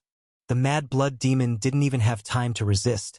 He was instantly crushed into the ground like a pile of mud. "Speak. Who sent you? What's your purpose?" the man asked coldly. The puppet didn't answer, it couldn't speak. "Then die," the man snorted. He struck again, his palm filled with white spiritual energy. As it descended toward the demon, he suddenly frowned and looked to the side. Behind him was the entrance to a cave. That was the place he had been guarding. Now he saw a black shadow darting quickly into the cave. It moved so fast, and what shocked him even more was that he hadn't sensed it at all. The intruder had completely avoided his detection. He tried to redirect his palm strike, aiming it at the shadow. A loud explosion rang out. Rocks and dirt fell from the valley wall. The mountain wall now bore a deep 5-finger imprint, as if it had been split in two. But the man frowned. That powerful strike hadn't hit the target. The shadow had already reached the cave entrance. Worried, he waved his hand again, and the entire space around him froze. The plants stopped swaying. The patrolling soldiers stood still. Their minds still worked, but their bodies were frozen in place. "Now's the time," he muttered. Seeing the shadow pause, the man revealed his true fate, a white tiger with fierce eyes and a strong build. Before Su Zimo could even observe it clearly, the white tiger charged at him with extreme speed. It was about to strike him down. The black-haired man grinned cruelly. He would tear the intruder to pieces. But then, the frozen figure suddenly moved. A deafening beast roar echoed. It wasn't the white tiger, it came from the shadow. The man didn't even see what happened. His white tiger was struck hard and sent flying in pain. The shadow took the opportunity and slipped into the cave. The man coughed up blood, staring gloomily at the cave entrance. After a long while, he snorted and muttered, "So what if he went in? It's a dead end." But he couldn't help but recall the beast roar that shook his heart. Even he didn't know what he had feared in that moment. Su Zimo rushed into the cave. He had hoped to sneak in quietly, take what he needed, and leave. But he didn't expect the man's senses to be that sharp. A God Meridian realm expert truly wasn't ordinary. Inside the cave, Su Zimo assessed his surroundings. The others seemed to fear something. They hadn't chased him inside. Chapter 413, Obtaining the Wind-Destroying Pearl. Su Zimo began to examine his surroundings. In front of him was an extremely quiet and seemingly endless corridor. The front of the corridor was shrouded in darkness, making it impossible to see what lay ahead. A chilling wind blew through the corridor of the cave. It made his skin crawl. What was even stranger was that this cold wind was visible to the naked eye, appearing blue-green in color. Since he was already inside, Su Zimo naturally decided to go deeper. He let his spiritual energy flow through his body, staying alert for any danger. Step by step, he advanced deeper into the cave. The further he went, the stronger the cold wind grew. This wind was eerie. It didn't just affect the skin, it seemed to reach deep into the soul. It was a cold that worked from the inside out. As Su Zimo continued walking, he suddenly heard a rustling sound. He looked around but didn't see anything strange. Moving forward, a powerful gust of blue wind surged from deeper within the cave. His long hair was blown upward, and the wind was so intense that he could barely keep his eyes open. If he hadn't been resisting, he might have been blown away completely. As the strong wind gradually calmed, Su Zimo opened his eyes. The rustling sound grew louder and clearer in his ears. He scanned his surroundings and saw countless insects crawling out from the sides of the corridor. There were all kinds: cockroaches, centipedes, worms, even rats and snakes. These bugs seemed endless, pouring out nonstop. Su Zimo frowned. The bugs weren't strong individually, but they seemed to be covered in a strange energy. He drew his blade, Shadow Tyrant, and slashed down. Countless bugs were sliced into pieces. But those pieces began to move on their own and reassembled. Several dismembered bugs merged into a single mutated bug. This new bug was larger and had stronger attack and defense abilities. Beyond this one, more and more bugs kept coming out of the walls. Su Zimo slashed several more times, and waves of spirit force burst from Shadow Tyrant. But it was useless. The bugs that were destroyed only reformed into stronger ones. He realized these bugs couldn't be killed, so he picked up his pace, heading deeper into the cave. The bugs attacked and tried to block his way, but he cut through them with his blade. After about 10 minutes, Su Zimo started to feel the pressure. He had killed so many bugs that the mutated one formed behind him had become extremely powerful. It shrieked sharply and aggressively devoured other insects nearby. As Su Zimo ran, the wind grew stronger, trying to push him back. Now he understood why the imperial family of the Celestial Tiger Empire couldn't breach this cave. A swarm tactic was useless here. You needed a top-tier powerhouse to get through. Inside the cave, Su Zimo ran forward against the fierce wind. Behind him, the massive mutated bug was chasing relentlessly. They fought on and off. Su Zimo avoided killing it, as that would only make it stronger upon rebirth. After about half an hour of this chase, Su Zimo finally slowed his pace. The fog ahead cleared, and a corridor exit came into view. Seeing this, the mutated bug shrieked even louder, more frantic than ever. It suddenly accelerated, catching up to Su Zimo. Clearly, it was trying to take him down with it. It didn't defend at all and launched a wild, all-out attack. Su Zimo snorted coldly and slashed with Shadow Tyrant, unleashing blood-colored light. "Heaven blood," he chanted. As the words left his mouth, waves of blood-colored light spread from Shadow Tyrant's blade.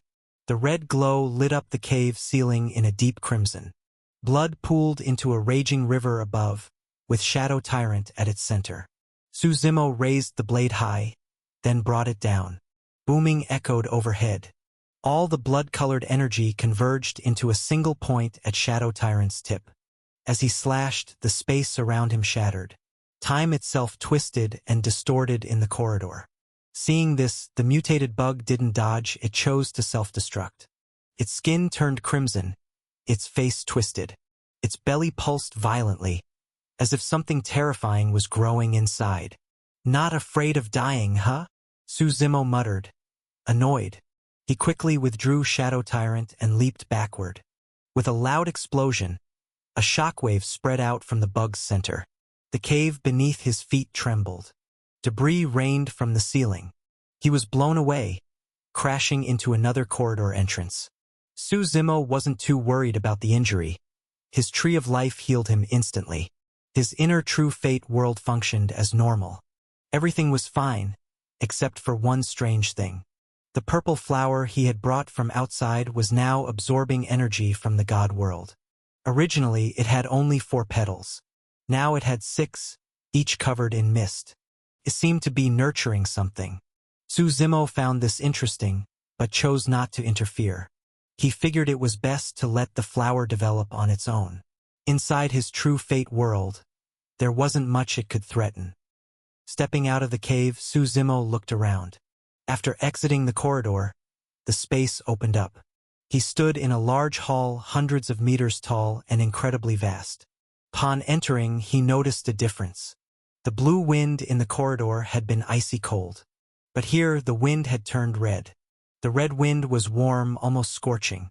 He felt its heat as he continued to observe the area. All around the hall, on the walls and the ceiling, were luminous stones.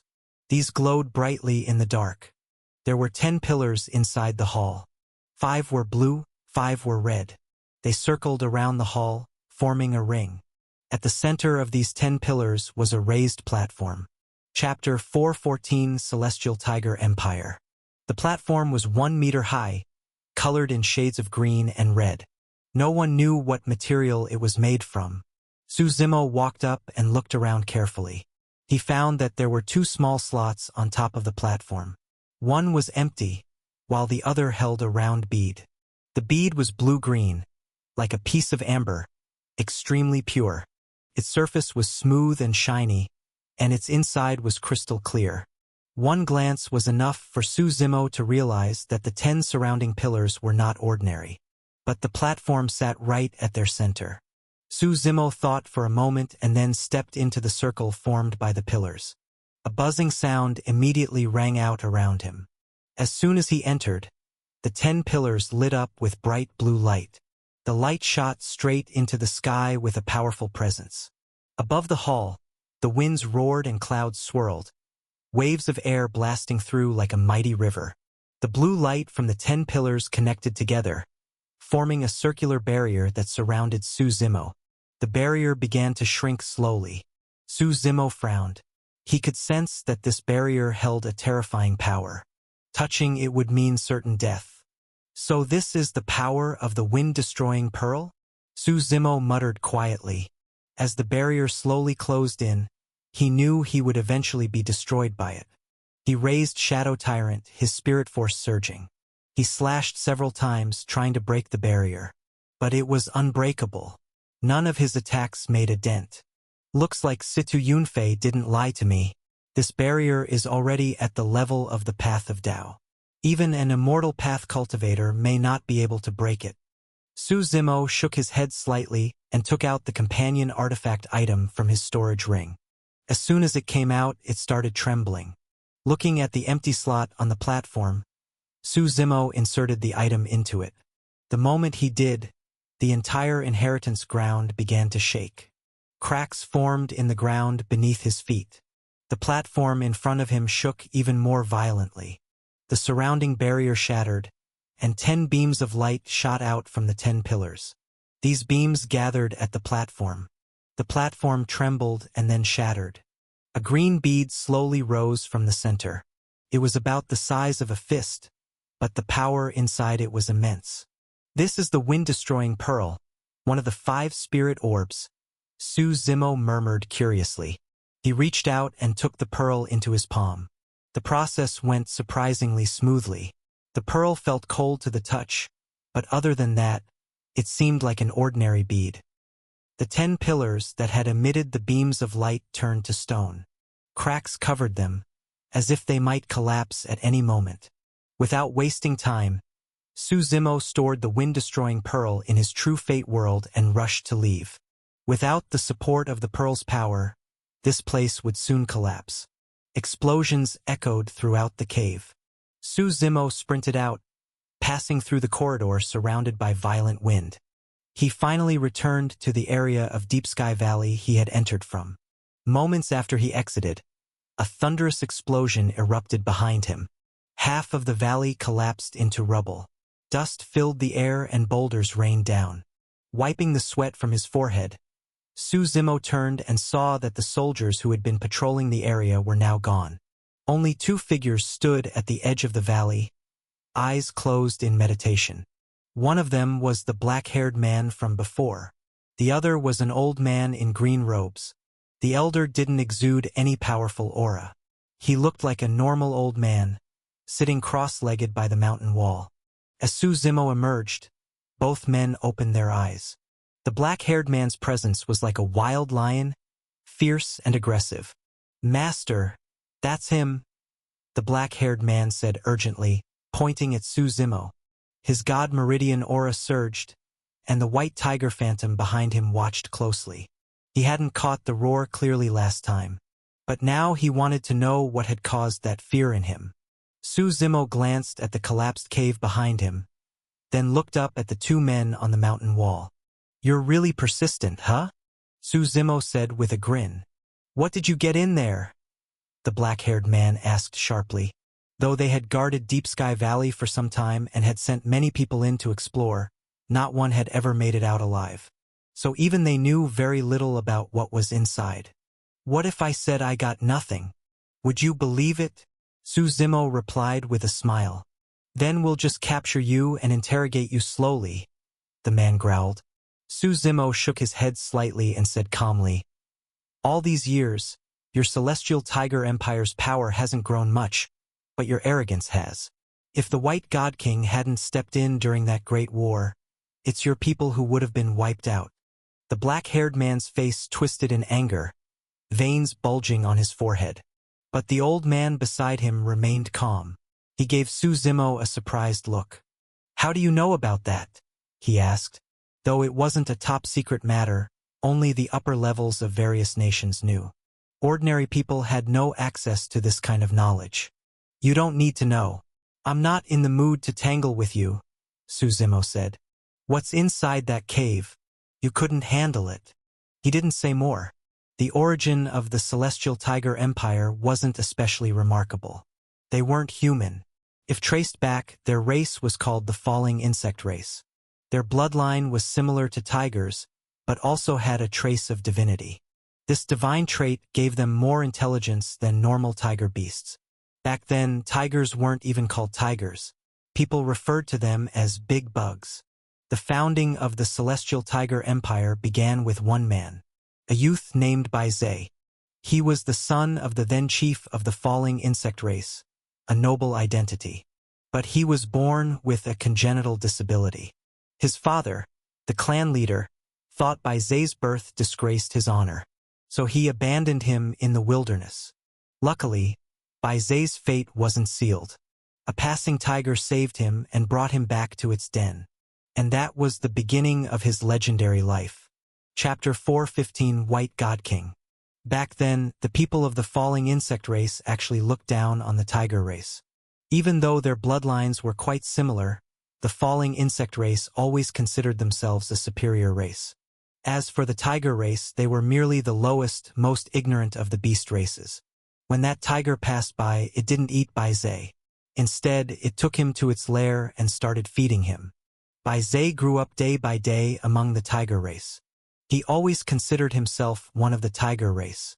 Eventually, during a tiger race trial, he was recognized by an ancient white tiger and received its legacy. To obtain that legacy, Baizé endured inhuman pain. He pulled out every single bone in his body and replaced them with the white tiger's bones. Even his bloodline, habits, and lifestyle were adjusted to match the white tiger's standards. He devoted himself to training in the tiger race for hundreds of years, and by that time he had already stepped into the God Meridian realm. However, he remained unknown. What truly made him famous was the final battle of the Falling Insect Race. The Falling Insect Race was losing in a territorial war against another major race. Everyone knew that whoever won that war would seize the other's land. Eventually, a new nation would be founded and become one of the empires of the northern continent. That war lasted 10 whole years, and the Falling Insect Race was nearly out of resources and options. It was then that Bai Zhe learned of his true identity and led the tiger race of the northern continent into the war. He fought alone against 5 God Meridian powerhouses from the opposing side. He killed 4 and severely wounded the 5th. That gave the Falling Insect Race the chance to fight back from the brink of extinction and eventually defeat the major race. They founded the Celestial Tiger Empire there, which became one of the 36 empires of today. But after that battle, no matter what the Falling Insect Race promised or offered, they could not make Bai Zhe stay. He left the Celestial Tiger Empire without hesitation and chose a life of seclusion. His legendary battle against the 5 God Meridian powerhouses began to spread far and wide. Eventually, such powerful figures came to be known as God Kings, and the title White God King became a tribute to his legend. Hearing Su Zimo's words, the old man in green didn't get angry.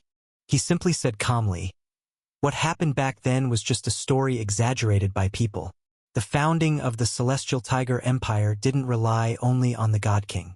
It also came from the sacrifice and efforts of every member of the Falling Insect Race. I don't care about that. What matters is that I'm leaving today, and neither of you can stop me," Su Zimo replied calmly. The black-haired man next to him glared angrily at Su Zimo, veins bulging on his forehead. "Young man, you're not old, but you've got quite the tone." The green-robed old man shook his head slightly. He sat calmly beside the mountain wall. At that moment, a vast celestial power surged from his body into the sky. It shot straight up into the clouds, causing rocks to fall from the cliff. The entire Deep Sky Valley began to shake. The old man's gaze was sharp as he looked at Su Zimo. The sky churned with wind and clouds. His figure suddenly became tall and imposing, like an insurmountable wall blocking Su Zimo's path. Su Zimo looked at him. He was in the arcane immortal realm, though he had just recently entered the immortal path. But once on the path of immortality, there was a clear divide between mortals and immortals. Su Zimo didn't bother wasting words. With a wave of his right hand, the massive body of Chaos stepped out from the void. Chaos had made rapid progress recently. Of course, much of that was thanks to Su Zimo's help. Every martial artist, once entering the immortal path, must begin to comprehend the essence of the world. To transcend, one must first understand what exactly they seek to transcend. This kind of comprehension may be extremely difficult for others, because the world's essence is incredibly mysterious, and at best one might glimpse just a part of it. Everyone moves cautiously through the shrouded fog. But for Su Zimo it wasn't much of an issue, because he directly placed the world essence of the God world in front of Chaos for it to comprehend. No need to worry about finding the essence, or falling into traps.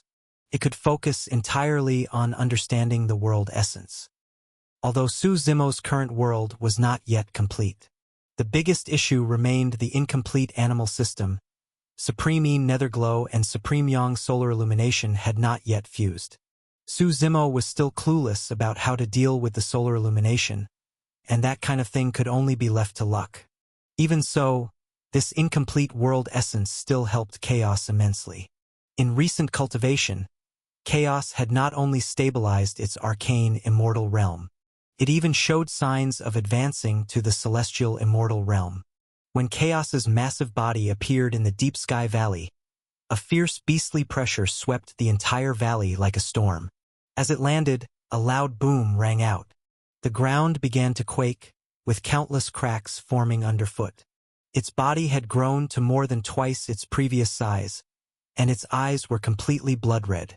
Hot white steam spewed from its nose and mouth.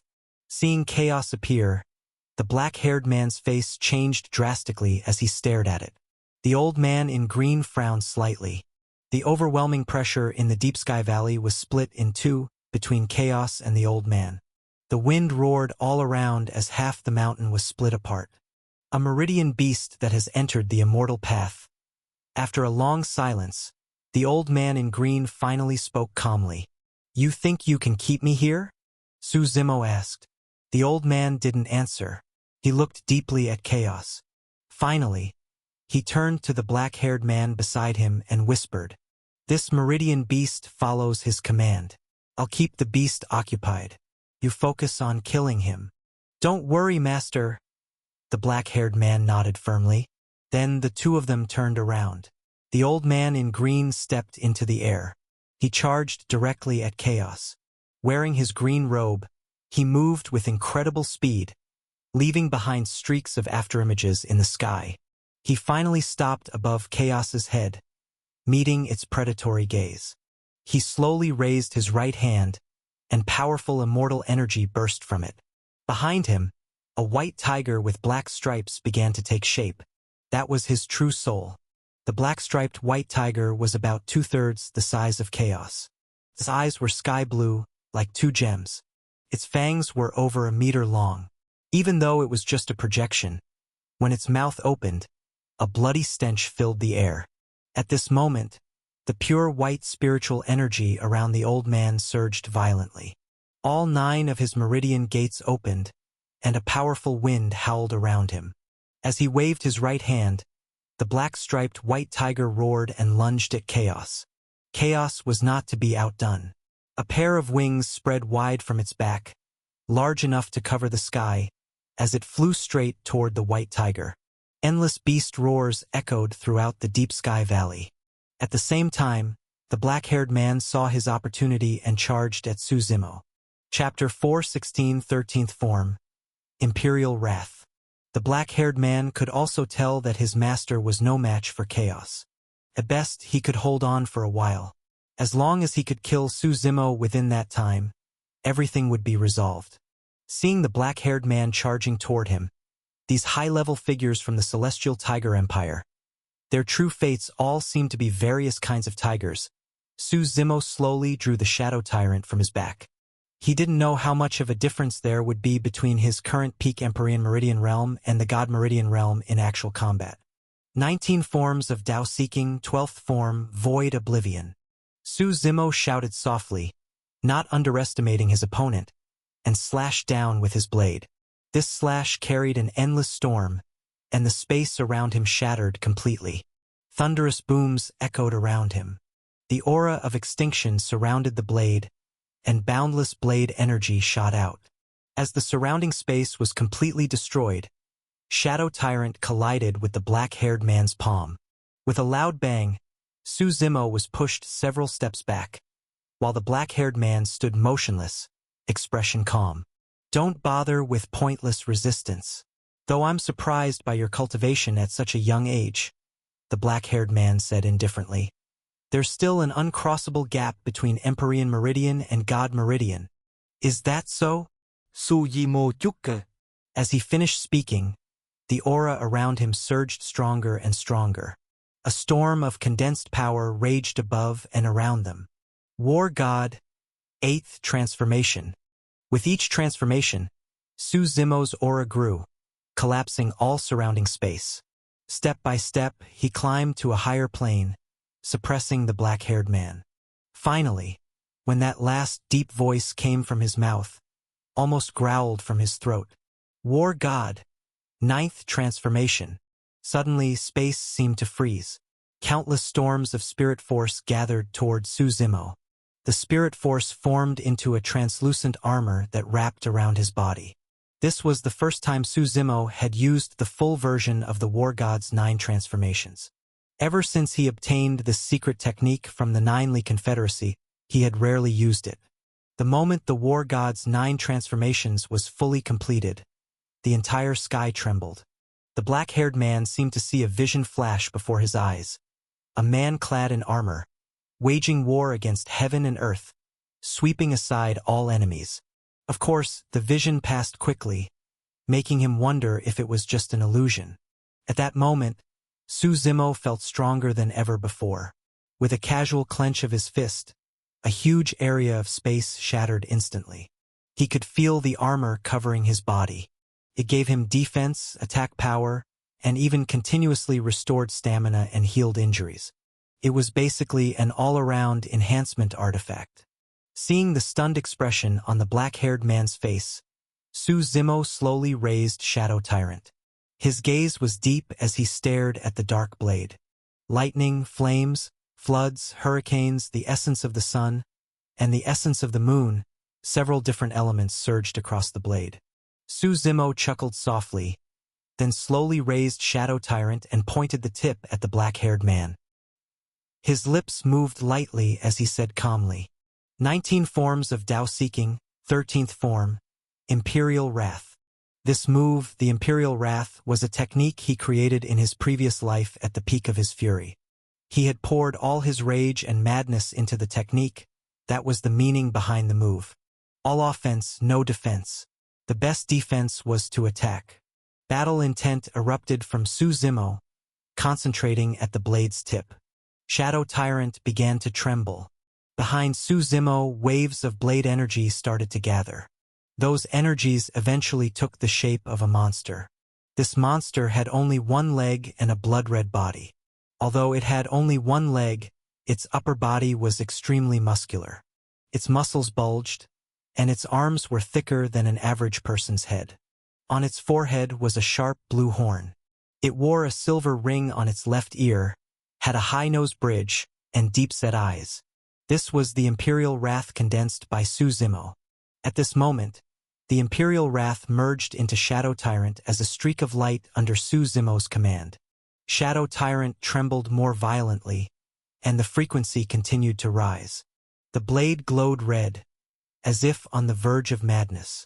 At the peak of War God's 9 transformations, Su Zimo raised Shadow Tyrant and charged straight at the black-haired man. The black-haired man frowned slightly. The hanging-eyed white tiger behind him roared to the sky, then merged with him. Faint traces of the white tiger's figure could be seen on his body.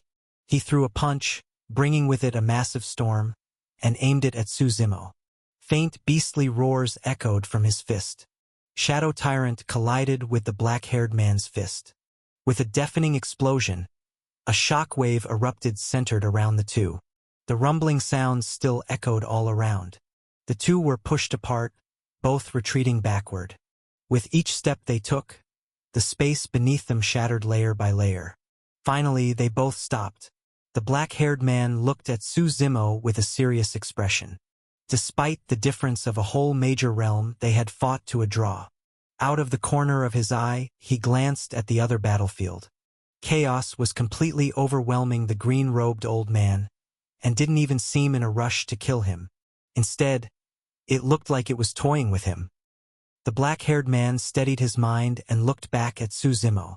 "You really are a bit beyond my expectations," he said calmly. "But I doubt you can maintain this state for long. I can keep fighting for days and nights. Want to try?" Su Zimo replied with a grin. As he spoke, he once again swung Shadow Tyrant forward. Every strike and every slash was deadly. Su Zimo didn't defend himself. His combat style was pure offense, a trade of wounds to kill the enemy. At first, the black-haired man could still hold his ground. But as the fight dragged on, Su Zimo's speed grew faster, and his strikes sharper. Finally, in a single moment, the black-haired man failed to dodge in time and was cut in half by Su Zimo. He was sliced clean at the waist. Seeing this scene, the green-robed old man nearby roared in fury, eyes wide with rage. Chaos, seemingly tired of playing, also brought down a massive slap and smashed the old man deep into the ground. Though the black-haired man had been cut in two, he wasn't completely dead. The power of the God Meridian realm lay in the fact that even with their heads cut off, they could still come back to life. However, both of them were now seriously wounded, and fully recovering wouldn't be easy. Chapter 417, The Old Woman Pulling a Cart. Watching Su Zimo walk toward them step by step, both the black-haired man and the old man in green had slight changes in expression. "Who exactly are you?" the old man in green asked seriously.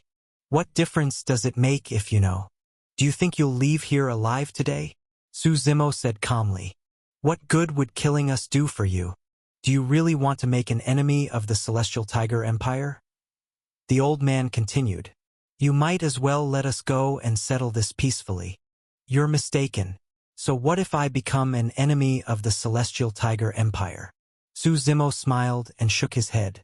I don't even take your falling insect race seriously. If you're going to kill us, then do it. Why so much nonsense? The black-haired man said coldly. His expression was calm, looking at Su Zimo with some hatred, completely unconcerned about life or death. Su Zimo smiled but didn't say anything.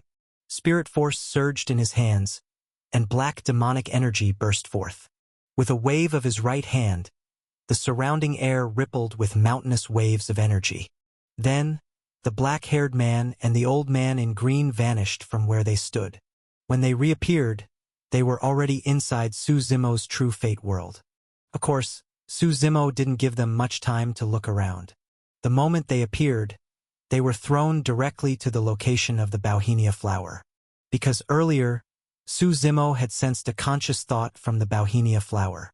It wanted Su Zimo to bring it food. Su Zimo also wanted to see what exactly this Bauhinia flower was. An immortal path and a divine meridian realm cultivator. This was the perfect nourishment. When the two were thrown in front of the strange Bauhinia flower, black mist began to rise from the flower. The mist surged into the sky and quickly enveloped both of them. The old man in green and the black-haired man struggled desperately. But they were both heavily injured and had lost nearly all their strength. Soon, the black mist churned and swallowed both of them. The Bauhinia flower began digesting their bodies, using them as nutrients. Su Zimo then exited his True Fate world. Seeing no one around, he walked toward Carefree City. On the way, he took out the wind-destroying pearl to examine it. A single wind-destroying pearl didn't do much on its own, but if all 5 spirit orbs were gathered, it was said they could change the fate of the entire primordial heartlands. Su Zimo had heard a legend before, though no one knew if it was true. At that time, the primordial heartlands were still a single landmass. The 5 continents didn't exist yet. The timeline was even older than the legendary era, and even further back there had been a great war on the continent. Of course, this was all rumor. No details of that war had survived. That war nearly changed the entire structure of the continent. The whole landmass was shattered, almost sinking into the bottom of the endless sky sea. Eventually, the continent split into 5 parts. At first, the 5 continents weren't stable. Whenever storms raged across the endless sky sea, with towering waves and howling winds, the 5 continents would drift, sink, flood, and even break apart. Countless lives were lost. It was an era when all life barely clung to survival, never knowing if tomorrow or disaster would come first. Some might not even wake up from sleep before their entire land vanished. Later, heaven took pity on the living and condensed part of the world's essence into 5 spirit orbs of different elements. These pearls were used to stabilize each continent. Many years later, the 5 continents gradually became stable. The 5 spirit orbs, after stabilizing the lands, turned into 5 streaks of light and scattered across the continents. Legend says that whoever can gather all 5 spirit orbs will gain the power to reshape the primordial heartlands. Su Zimo looked at the deep green orb in his hand. Who could imagine how much power it held? Within the wind-destroying pearl was a wind called the world-destroying God Wind. It was said that in its ultimate form, this wind could darken the heavens, frighten ghosts and gods, shatter rocks and cliffs, and take lives with a single gust. Incredibly powerful. Su Zimo was now trying to control this divine wind. But first, the pearl had to recognize him as its master. He placed it inside his True Fate world, letting the primordial chaos bead suppress it. After some time, it should be tamed. Though he hadn't spent long inside the cave, time flowed differently within. In the outside world, about 7 days had already passed. By evening, Su Zimo returned to Carefree City. By that time, the city was completely quiet, and the streets were bleak and empty. Darkness, like a silent beast, had swallowed the entire city. As Su Zimo walked in, occasional gusts of wind stirred up dust, which then drifted off into the distance. A creaking sound came from one end of the street. Su Zimo looked up slightly. Darkness filled the street ahead. That creaking sound was like the harsh scraping of wheels against the ground, shrill and unpleasant.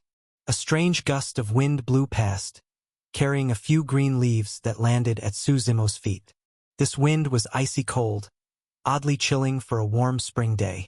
Su Zimo bent down slightly and picked up one of the leaves. The leaf was strange, covered in countless tiny barbs.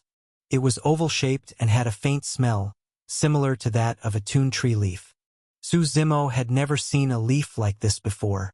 He put it in his pocket and continued walking. The farther he walked down the street, the louder the creaking sound became. Finally, at the corner of the street, a small cart slowly rolled towards Su Zimo. The cart was being pushed by an old woman. She wore a brown outfit that looked like tree bark. It was unclear what material it was made from. Her hair spread out on top of her head, looking like iron branches with silver blossoms. Her face was waxy yellow, full of creases and deep wrinkles. Her skin bunched up so much that when she smiled, it looked more like she was crying. She hunched over as she pushed the small cart slowly down the street. Her movements were very slow. Each small step seemed to carry a strange kind of magic. One moment she was far away at the end of the street, and the next, just the blink of an eye, she appeared not far from you. The cart was also brown, covered with a brown cloth, making it impossible to see what was inside. With the cart's old wheels screeching harshly on the ground, the old woman's hunched figure stopped in front of Su Zimo. She suddenly turned and stared straight at him. "Do you need something?" Su Zimo asked calmly. "Have a fruit," the old woman rasped. Her eyes were strange, enough to make one's skin crawl. Chapter 418 Tree of Forgetfulness. "Sure." Su Zimo nodded and said with a faint smile. The old woman froze for a moment, then quickly reacted. She lifted the cloth covering the cart and took out a bluish-green fruit. The fruit was only about the size of a fist and completely transparent. It looked like a sapphire blue piece of amber, very beautiful. Su Zimo took the fruit and swallowed it in one bite. Seeing him eat it, the old woman showed a kind smile. She covered the cart again and prepared to leave. However, Su Zimo stepped on the cart and grinned at the old woman. "Tastes good. Give me another." "Each person can only eat one," the old woman replied calmly. "What if I insist on having another?" Su Zimo asked with a faint smile. The old woman glanced coldly at him but didn't respond. She lowered her head and pushed the cart again. Seeing this, Su Zimo chuckled and pulled out the strange leaves blown to him earlier. He looked at the old woman and asked, "Did you drop something?" She glanced at Su Zimo, then gave a strange look at the leaves and rasped, "Never seen them. How could that be? Didn't these fall from you just now?" Su Zimo smiled. Hearing this, the old woman's pupils suddenly shrank. Her right arm withered instantly, turning into a tree branch that shot at Su Zimo like lightning. Su Zimo waved his hand and caught the incoming branch, snapping it with force. With a crack, the branch broke into several pieces. The old woman's face twisted in rage. She glared at Su Zimo as her body began to undergo a dramatic transformation. Her entire body rapidly withered. Both arms and legs turned into countless branches, and her torso transformed into a tree trunk.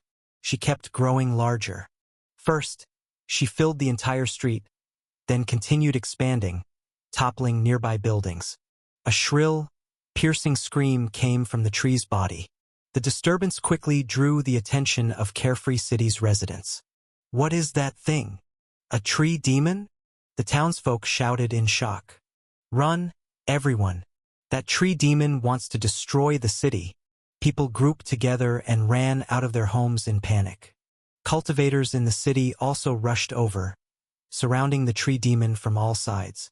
The entire city fell into chaos as people fled in every direction. Su Zimo looked into the distance and saw 3 figures flying toward him. The 2 on the sides seemed like guards. The one in the middle was a burly man. He wore a white vest, had a tall, muscular frame with bulging muscles. He had short hair and a noticeable scar across his right cheek. Power from the Empyrean Meridian realm radiated around him. "That's the City Lord of Carefree City," someone shouted nearby. "The City Lord is here. We're saved." Everyone looked up as the scar-faced man stopped in front of the massive tree. The City Lord of Carefree looked at the scene before him. The dead tree had grown over 100 meters tall, and its branches stretched across the street. Countless buildings were being crushed under the thrashing branches. The City Lord frowned slightly and said to the two people beside him, "Evacuate the citizens first. I'll handle the rest." The two nodded quickly and got to work. When the dead tree grew to several hundred meters, it finally stopped. It had countless branches flailing in the air. Its bark was brown, and the leaves were oval-shaped, bright green, and covered in barbs. The tree let out a high-pitched scream that tore through the silent sky. Dozens of thick branches came crashing down at Suzimo. Suzimo frowned slightly as he watched, then remembered a certain legend, especially when he saw the fruits growing on the tree, exactly like the one the old woman had given him earlier. The same kind of fruit that people in the city often said caused memory loss. That made Suzimo even more certain of the legend he had heard.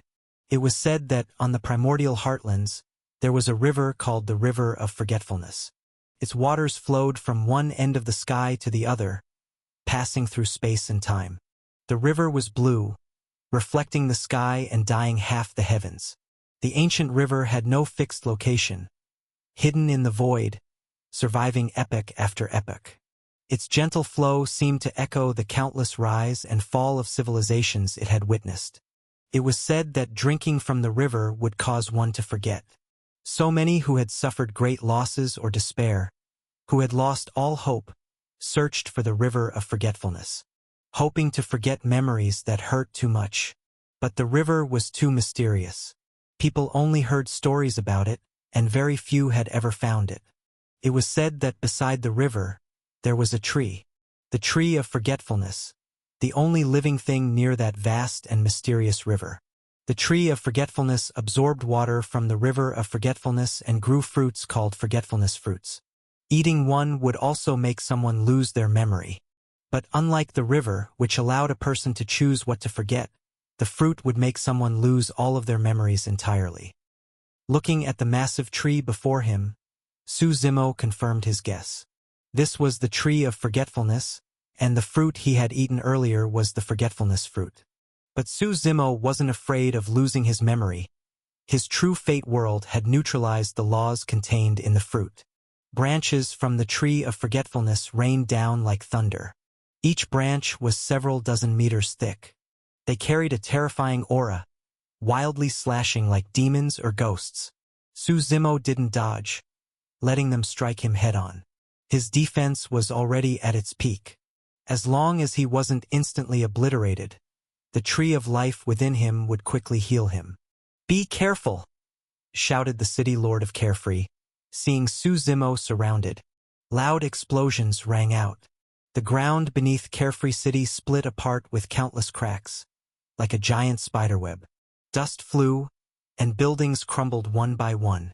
When the dust settled and the City Lord looked down again, Suzimo stood unharmed.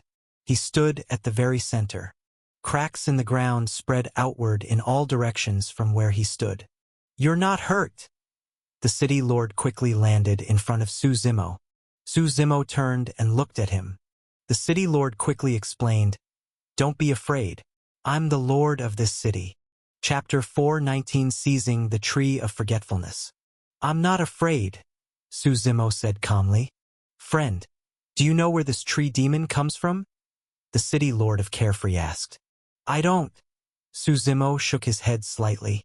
The tree of forgetfulness roared, and with each sway of its massive body, the entire land trembled. The ground cracked with countless fissures. At that moment, hundreds of branches carrying sharp force tore through layers of space, striking towards Suzimo. "Friend, how about we join forces to subdue this demon tree?" The City Lord of Carefree suggested cautiously. Suzimo didn't respond. He looked at the oncoming branches, then drew Shadow Tyrant from his back.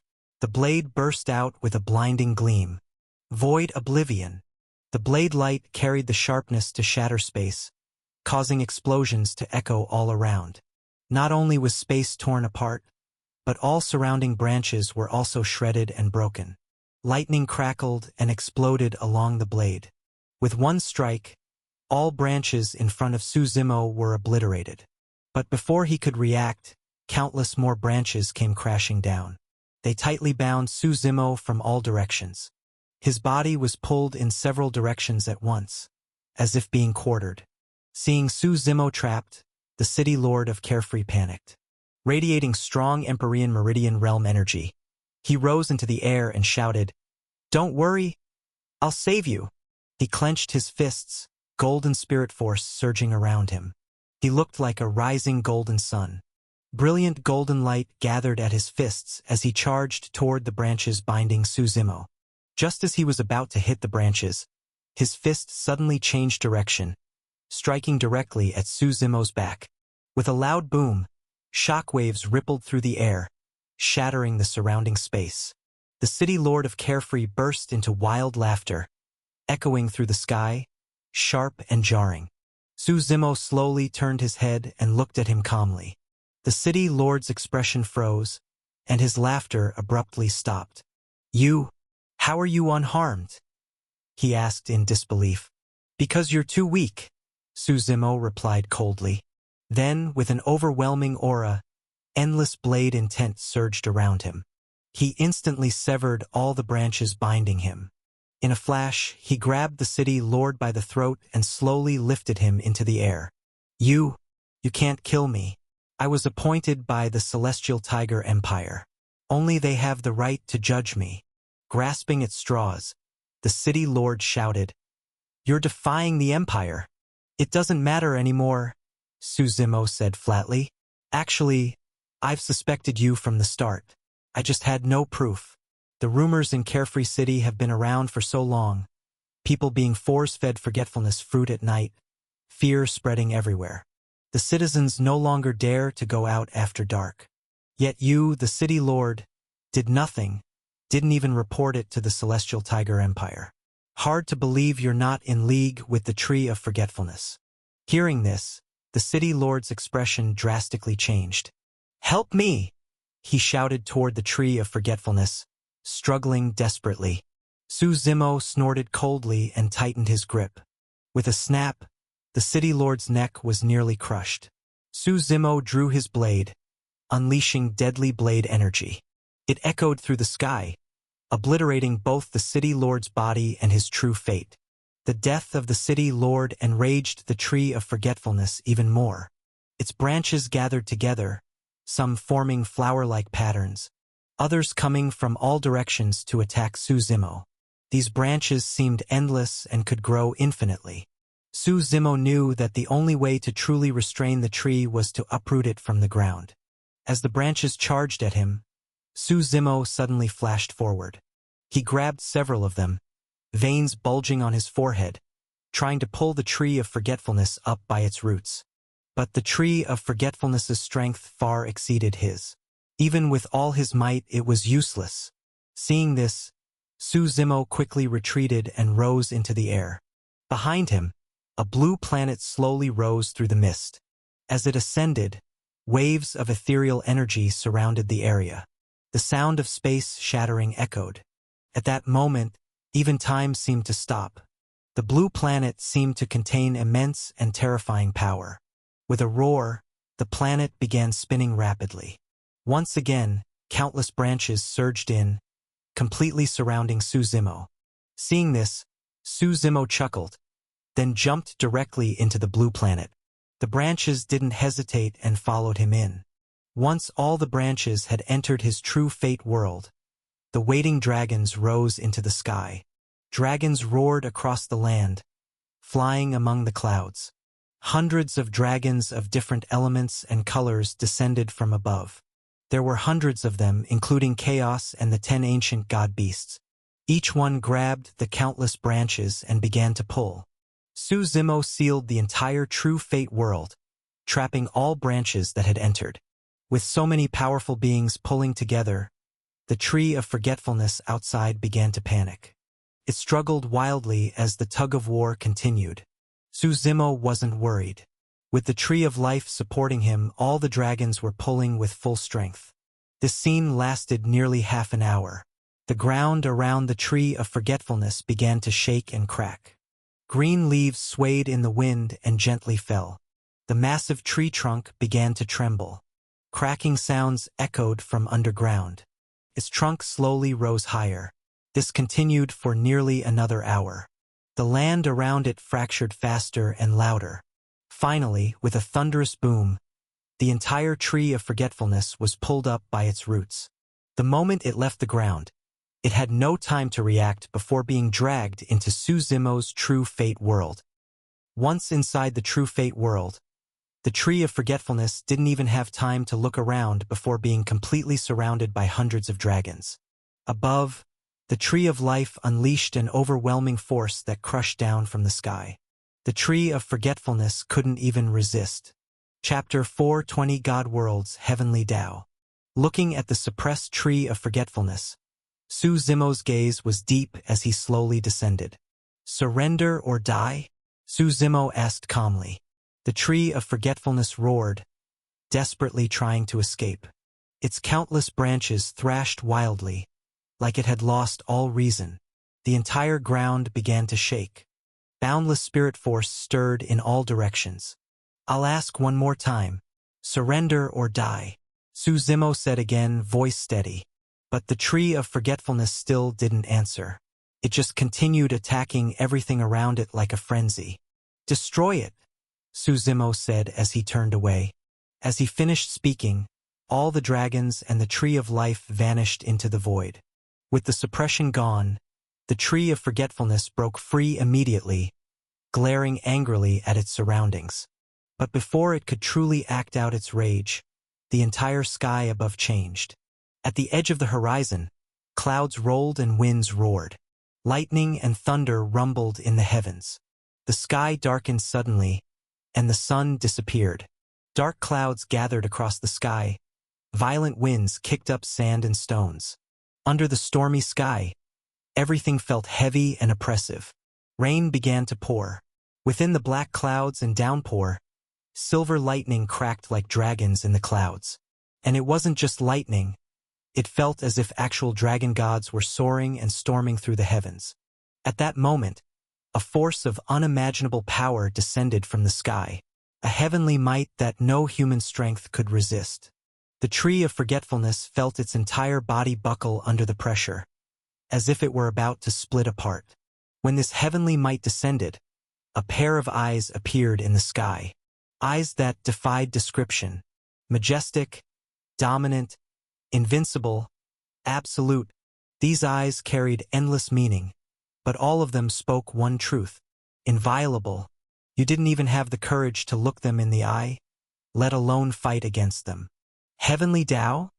Thought the Tree of Forgetfulness, sensing the awe-inspiring presence. That was its first reaction.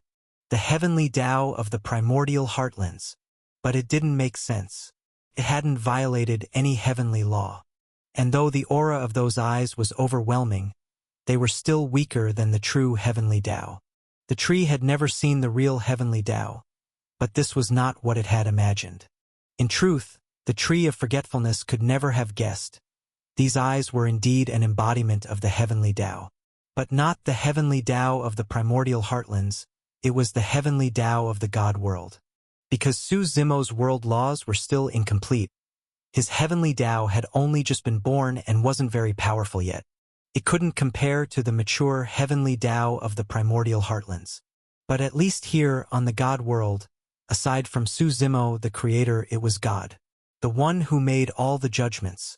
As soon as the heavenly Tao appeared, the Tree of Forgetfulness didn't even have a chance to resist. Thunder rumbled above. Arcs of dark purple lightning burst through the skies. Darkness fell, and it felt like the end of the world.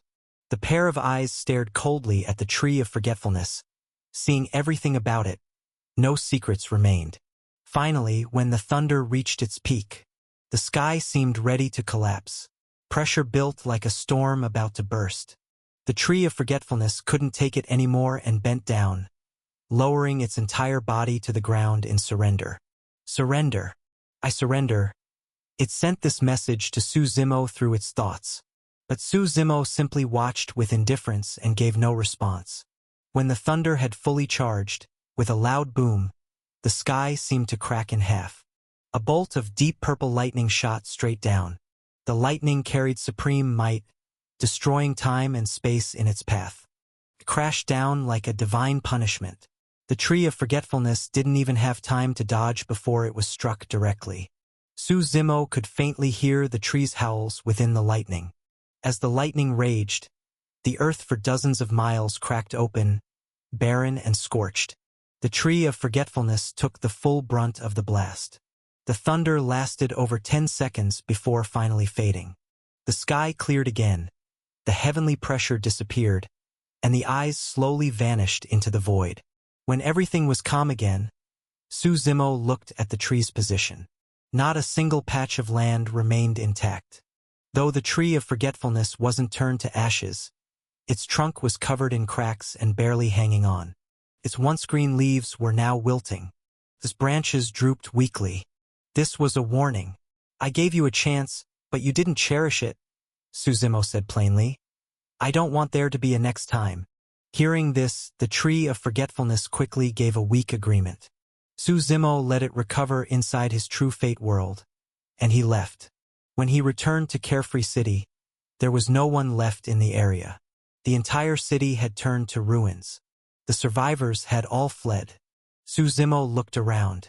Yu Qingli had lived here too, but now he was nowhere to be seen. Still, Su Zimo believed that even without his help, Yu Qingli would one day grow into the immortal god he was destined to be. Since their bond was already formed, there was no need to force anything. Fate would bring them back together eventually. His business with the Celestial Tiger Empire was nearly finished. He didn't know how the falling insect race would react once they discovered 2 of their high-ranking members were missing. But Su Zimo wasn't concerned. His grandfather's birthday was coming soon.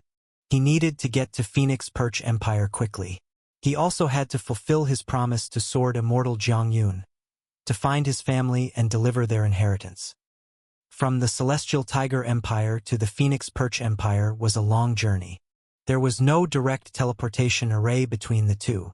Su Zimo needed to teleport from the Celestial Tiger Empire to the Bright Moon Empire first, then head to Phoenix Perch Empire. The Celestial Tiger Empire's teleportation array was located in Bright Sky City. Su Zimo left Carefree City, checked his direction, and began heading toward Bright Sky City. Bright Sky City was in the south of the Celestial Tiger Empire, built near the banks of the Setting Sun River. It was surrounded by water on 3 sides, a famous scenic city in the region.